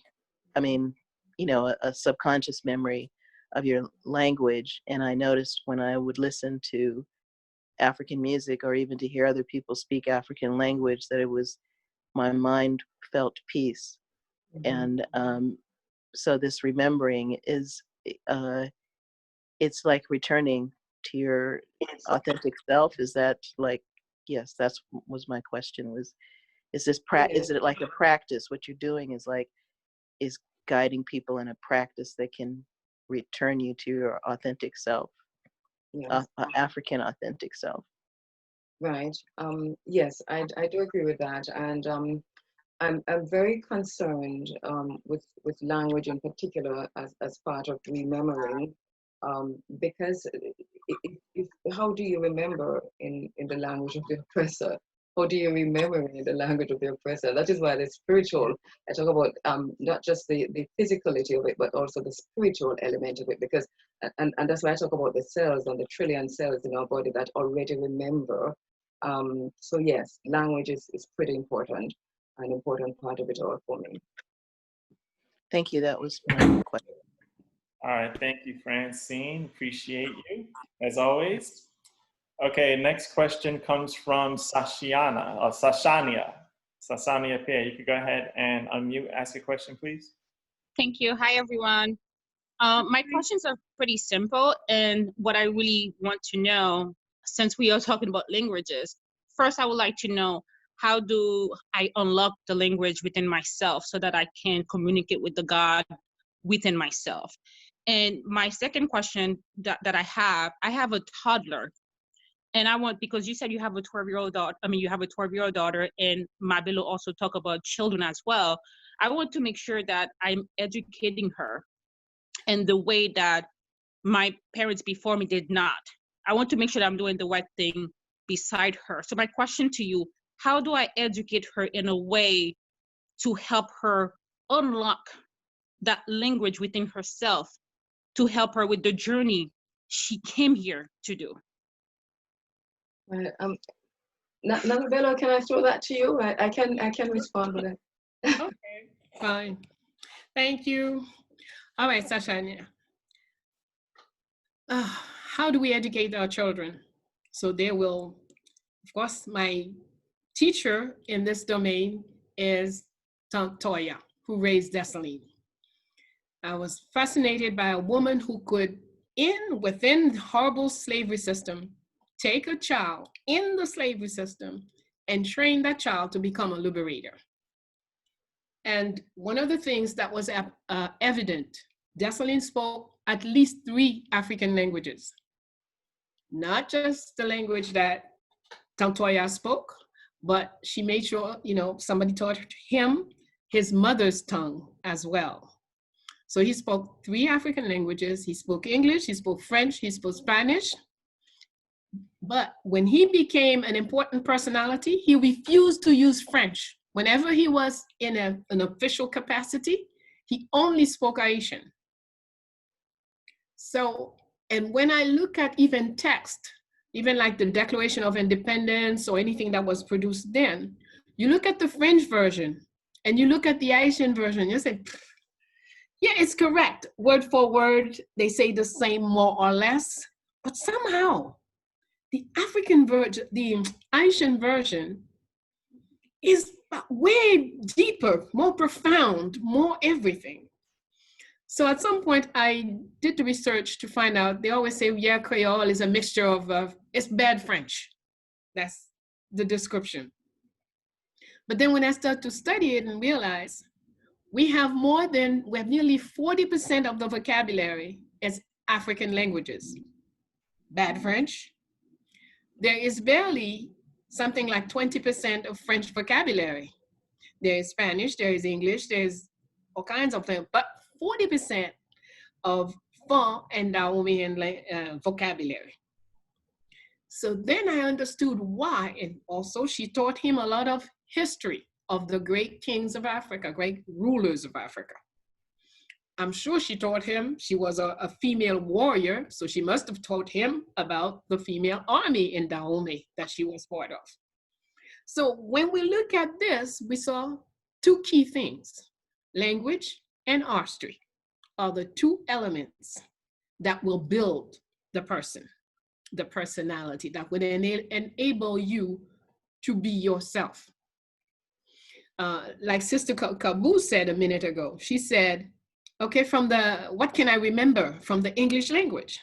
Well, yes, the answer is simple. I can remember being kidnapped, being beaten, being put into slavery, being always underfoot. That's what that brings. If I want to know about me being great or anything, I can't stay within the English will not give me the words, or the French language for that matter. I often had to say to media people who in Haiti would say things like, oh, today is a black day for Haiti. When something terrible happens. I said, well, I thought you say very proudly, Haiti is the first Black republic. So if it's Black republic, why is Black Day a bad day? Mm-hmm. You see, so we are using other people's concept. we would even insult each other. Ha! If I go back again to Haitian language, a lot of the African words are turned into bad words. Example, if I say, Nambunda pieboa, that's the way a normal Haitian who speaks Haitian would say Nambunda pieboa. But if you speak French, munda is a bad word. You have to say in the back of the tree. You see, but the back munda and derrière is the same words in the two languages. One is a good word, the other one is a bad word. And through the language you have this, and today more than ever.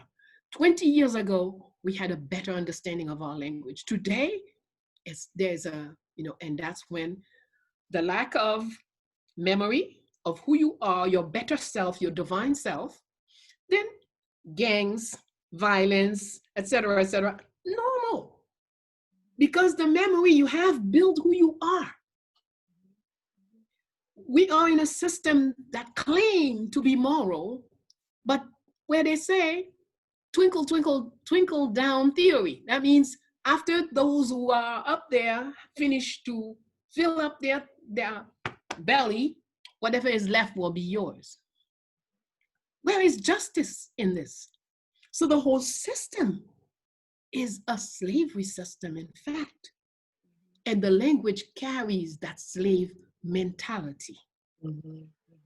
So we will often be either slaves or slavers to each other, especially when we're limited to a slave language, a colonial language that we're not even aware. It's not our language, it's just a colonial language.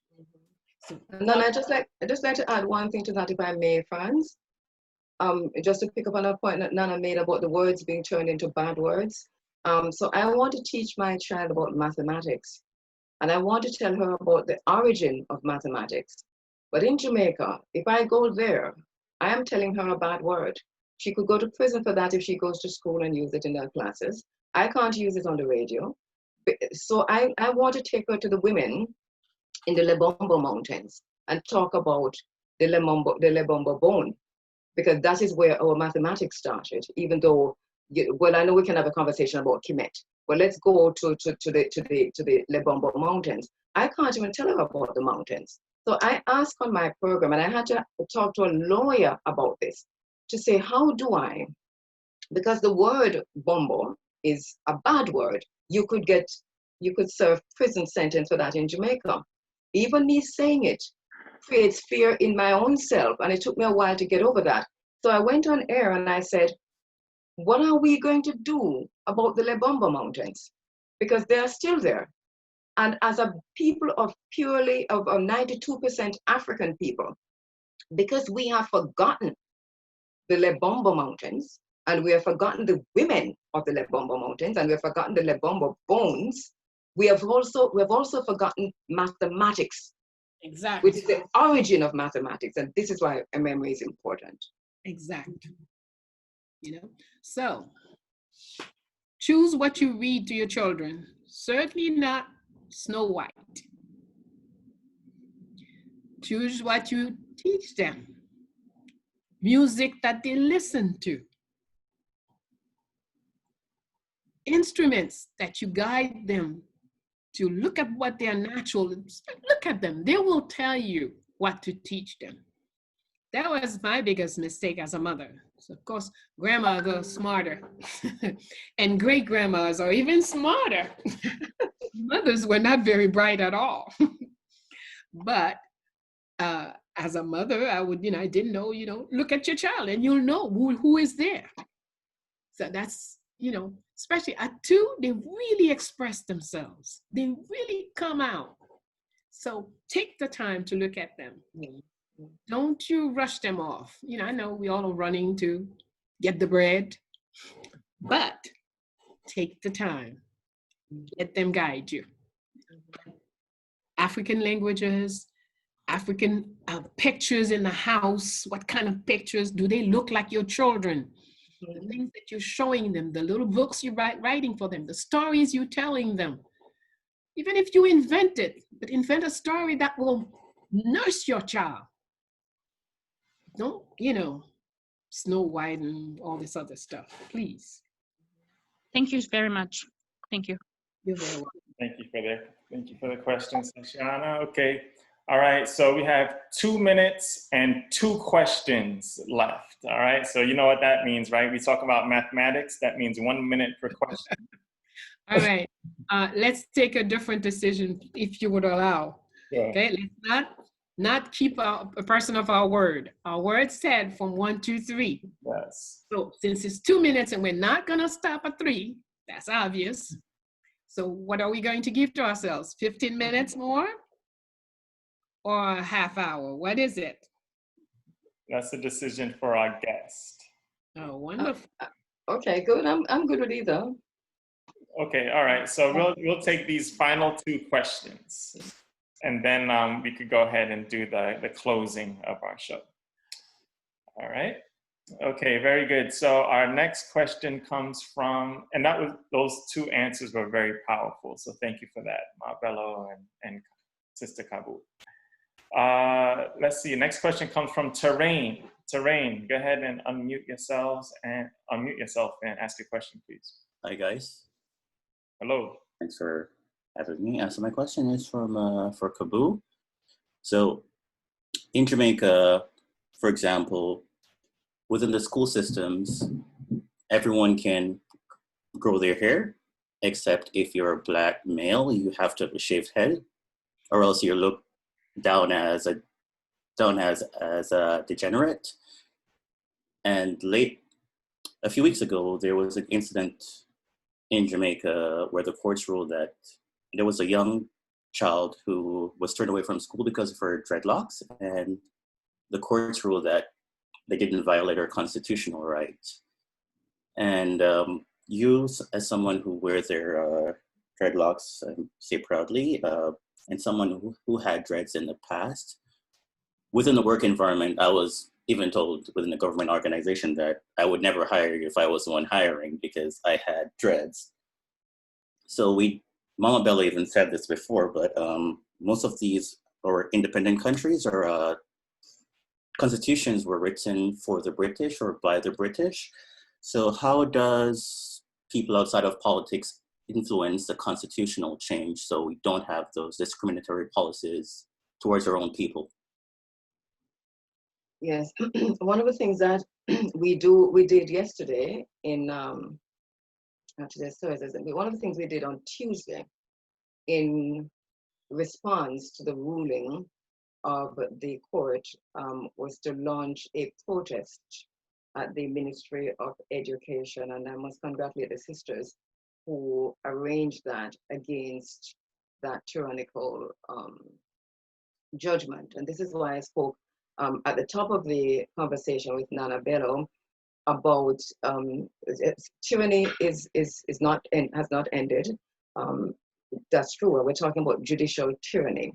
We're talking about a situation in Jamaica, and not just Jamaica, because we find this in the colonial courts wherever we are. Mm-hmm. The judiciary responds to us as African peoples in the way they responded to this little girl. So that this ruling was not just about this little girl. This ruling was to punish and to police our Black hair.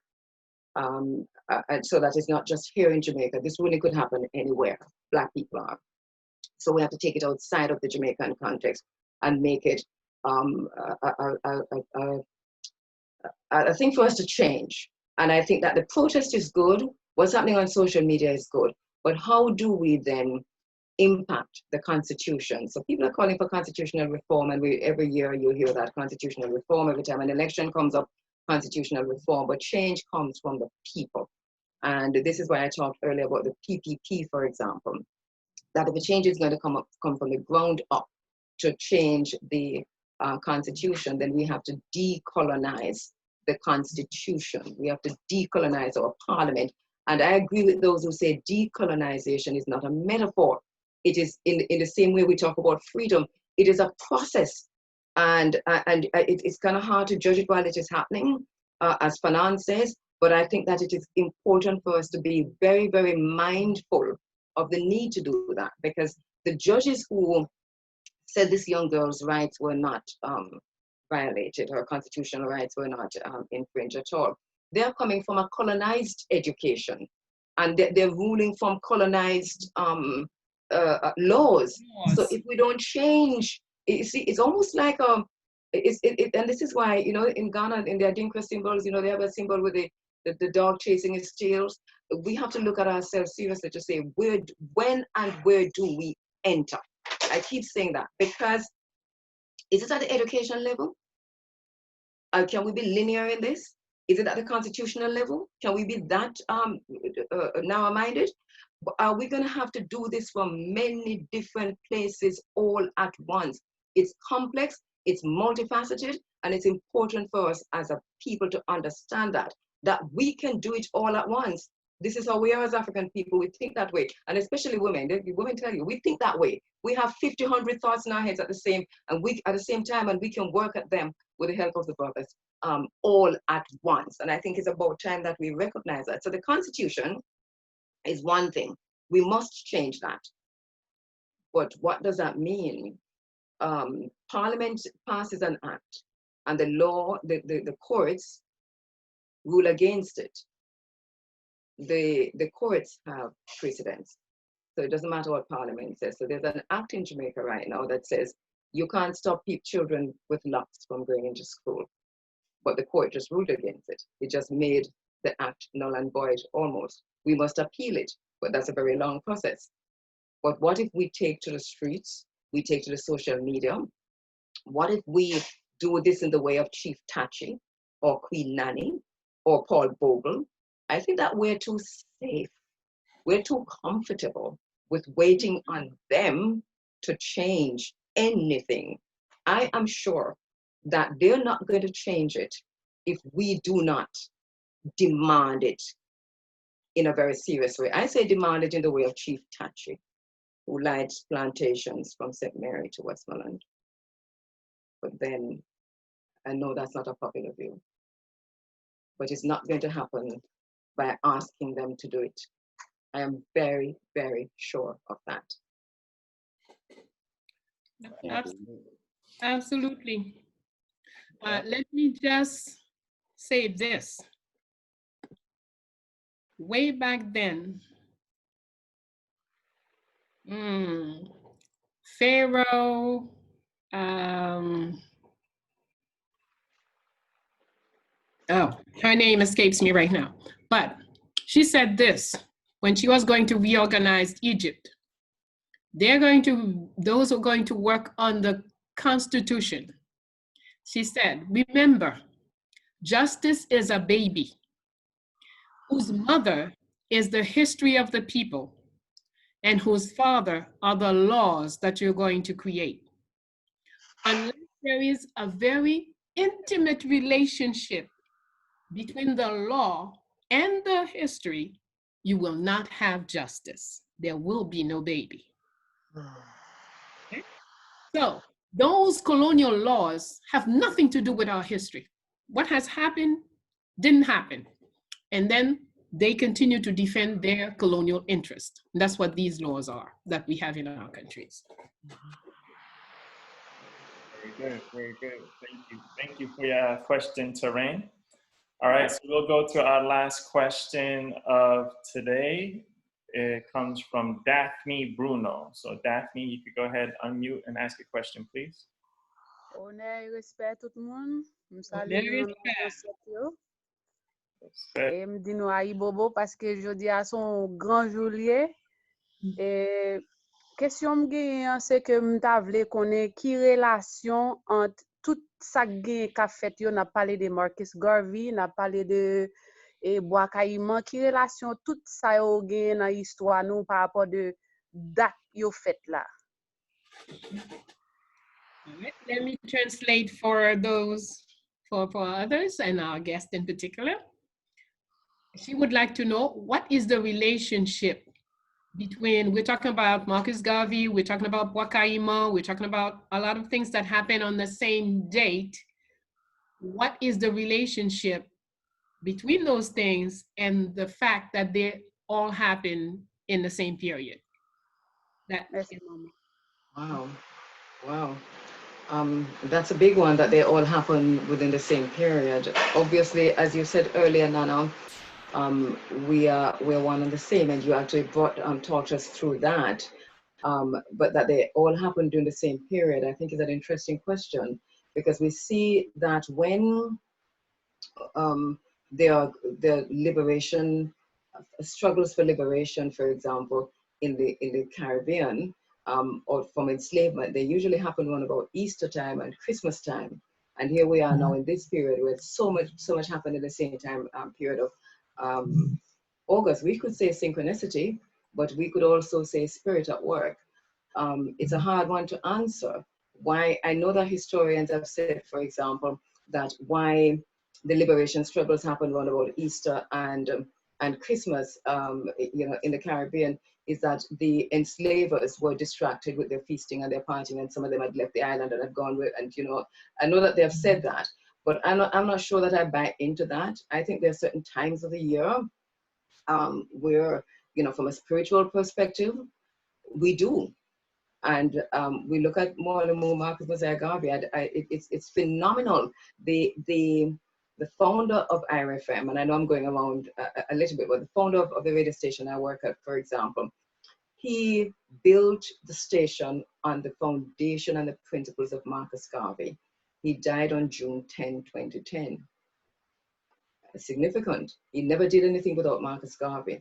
And so when he died, we asked ourselves the questions, we who recognize what had happened here, the June 10 date, and we have not answered it.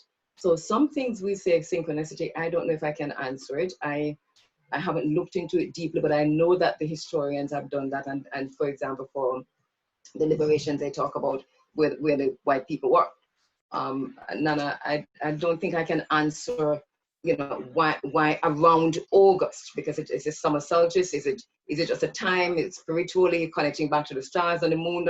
I'm not sure, but it really is significant. Yep, I would go the same route, and we both will be following Amunhotep. You see, the most important things, you don't declare them, you question them, and that's what's important. See the poem we read? It's freedom, question mark.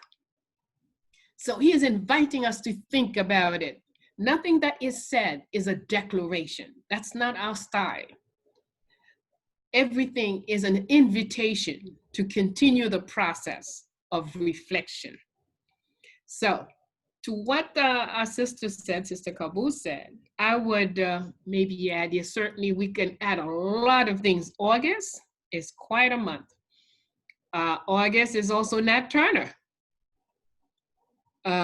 We could take, the more you know about history, the more you will find August is a big month for people who are in bondage and taking care of business and whatnot. Now, can anybody say it's because the star was this way or the constellation was that way, or there's something in our NDA? No, AND, was it? ADN, DNA. DNA. It's something in our DNA. We don't know. Some people may declare this or that, but the important thing is excellent to question it. It's good to observe it, and it's good to continue to reflect upon it. Merci un peu. Pas de quoi. Thank you, Daphne. Okay, that was our last question. So thank you everybody for your questions. So Professor Bello, the floor is yours. Thank you, sir.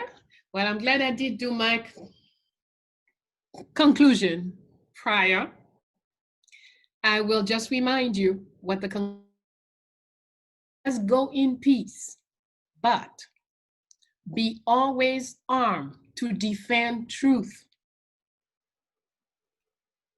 Because once truth is endangered, then justice is really in trouble. And when justice is in trouble, then our cosmos has problem. We are a cosmic people. Things don't just happen on the earth, it's affecting the entire system. So let's make sure in our daily life we are just. With our children, when we have 3, 4, 5 of them, we are just. With our wives, husbands, boyfriend, girlfriends, we are just. If we bring justice to every part of our life, we will increase the possibility of justice in other areas. Remember your divine self. Remember. Oh, to remembering, let me add, there is an Indian author, Dr. Deepak Chopra. Deepak Chopra worked in the US at some point, had a lot of health problems, went back home to India, went back to he remembered his original spirituality and was cured when he had been declared almost, soon to be dead in the US, in the best hospitals. And so when he came back to US, he stopped practicing what he was doing before. He continued as a doctor, but using his spiritual sacred text as the base. And the key to this is make your body remember how it worked when it was healthy. It will become healthy. So you can do some more research on Deepak, D-E-E-P-A-K, Chopra, C-H-O-P-R-A. I think it's especially his book, Quantum Healing. It's excellent to help you to see the importance of remembering. Remembering. Anything that goes wrong, go back to remember what it was like when it was right, and you will correct the wrong. Remembering. Thank you so much. Thank you so much for that. Well, that concludes our show. Well, thank you so much, Sister Kabu. You were fantastic. Thank you for sharing. Thank you for your book of poems. Speaking of, there's a number of requests in the chat for you to recite one of your poems. I don't know if you prepared for that. Or read. Right, thank you, because I don't know any of my poems, so I can't recite, but I could read a very, very short one, because there's one that's actually in the back of the book, that's only 1, 2, 3, 5 lines. So Perfect. Perfect, and then we could go out on that. Right, it's called Where God is Altar. Where God is altar, there is silent grief. Where man is sacred, there is divine peace. Where in captivity the slave belief take holds in minds, and honor there now cease. The death is slow and hard on our knees. Thank you. Thank you so much. Thank you. Very much. Thank you, Sister Kabu. Thank you. Everyone, make sure to catch, if you're able to catch, Sister Kabu's show, the Africa Forum on IrieFM. Make sure you support this sister who is doing fantastic things in Jamaica for African peoples all over the world, continuing the legacy of the Honorable Marcus Messiah Garvey. We honor you, Sister Kabu. Thank you for sharing your time with us today. We love you, and carry on the great work you've been doing. Thank you so much, and thank you so much, Nana Bello. This was really a pleasure. I was a bit scared, but I'm good. Thank you so much. Thank you very, very much. And thank you to you all for your presence and your contributions. I was scared. I was scared too, Kabu, when I first, started working with Ma Bello. I was a little scared also. So. So you understand. Yeah, I'm still scared sometimes. So. Thank you so much. Ancestral guidance to you. Yes, indeed. Thank you so much. All right, everybody. Thank you for joining another episode of Bayyinah and Friends. And we will see you next Thursday. So peace and blessings, everyone. Have a great week. And I'll see you soon. Okay, walk good, everybody. Blessings. And tell them other one how they act. Everybody, bye. All right, everybody. Have a great one. Bye. Bye. All right, Ma. See you soon. Good care. Protect yourself. The mind is the greatest protector, not Ashe. the mask. Ashe. Ashe, ashe. Peace, everyone. See you next week.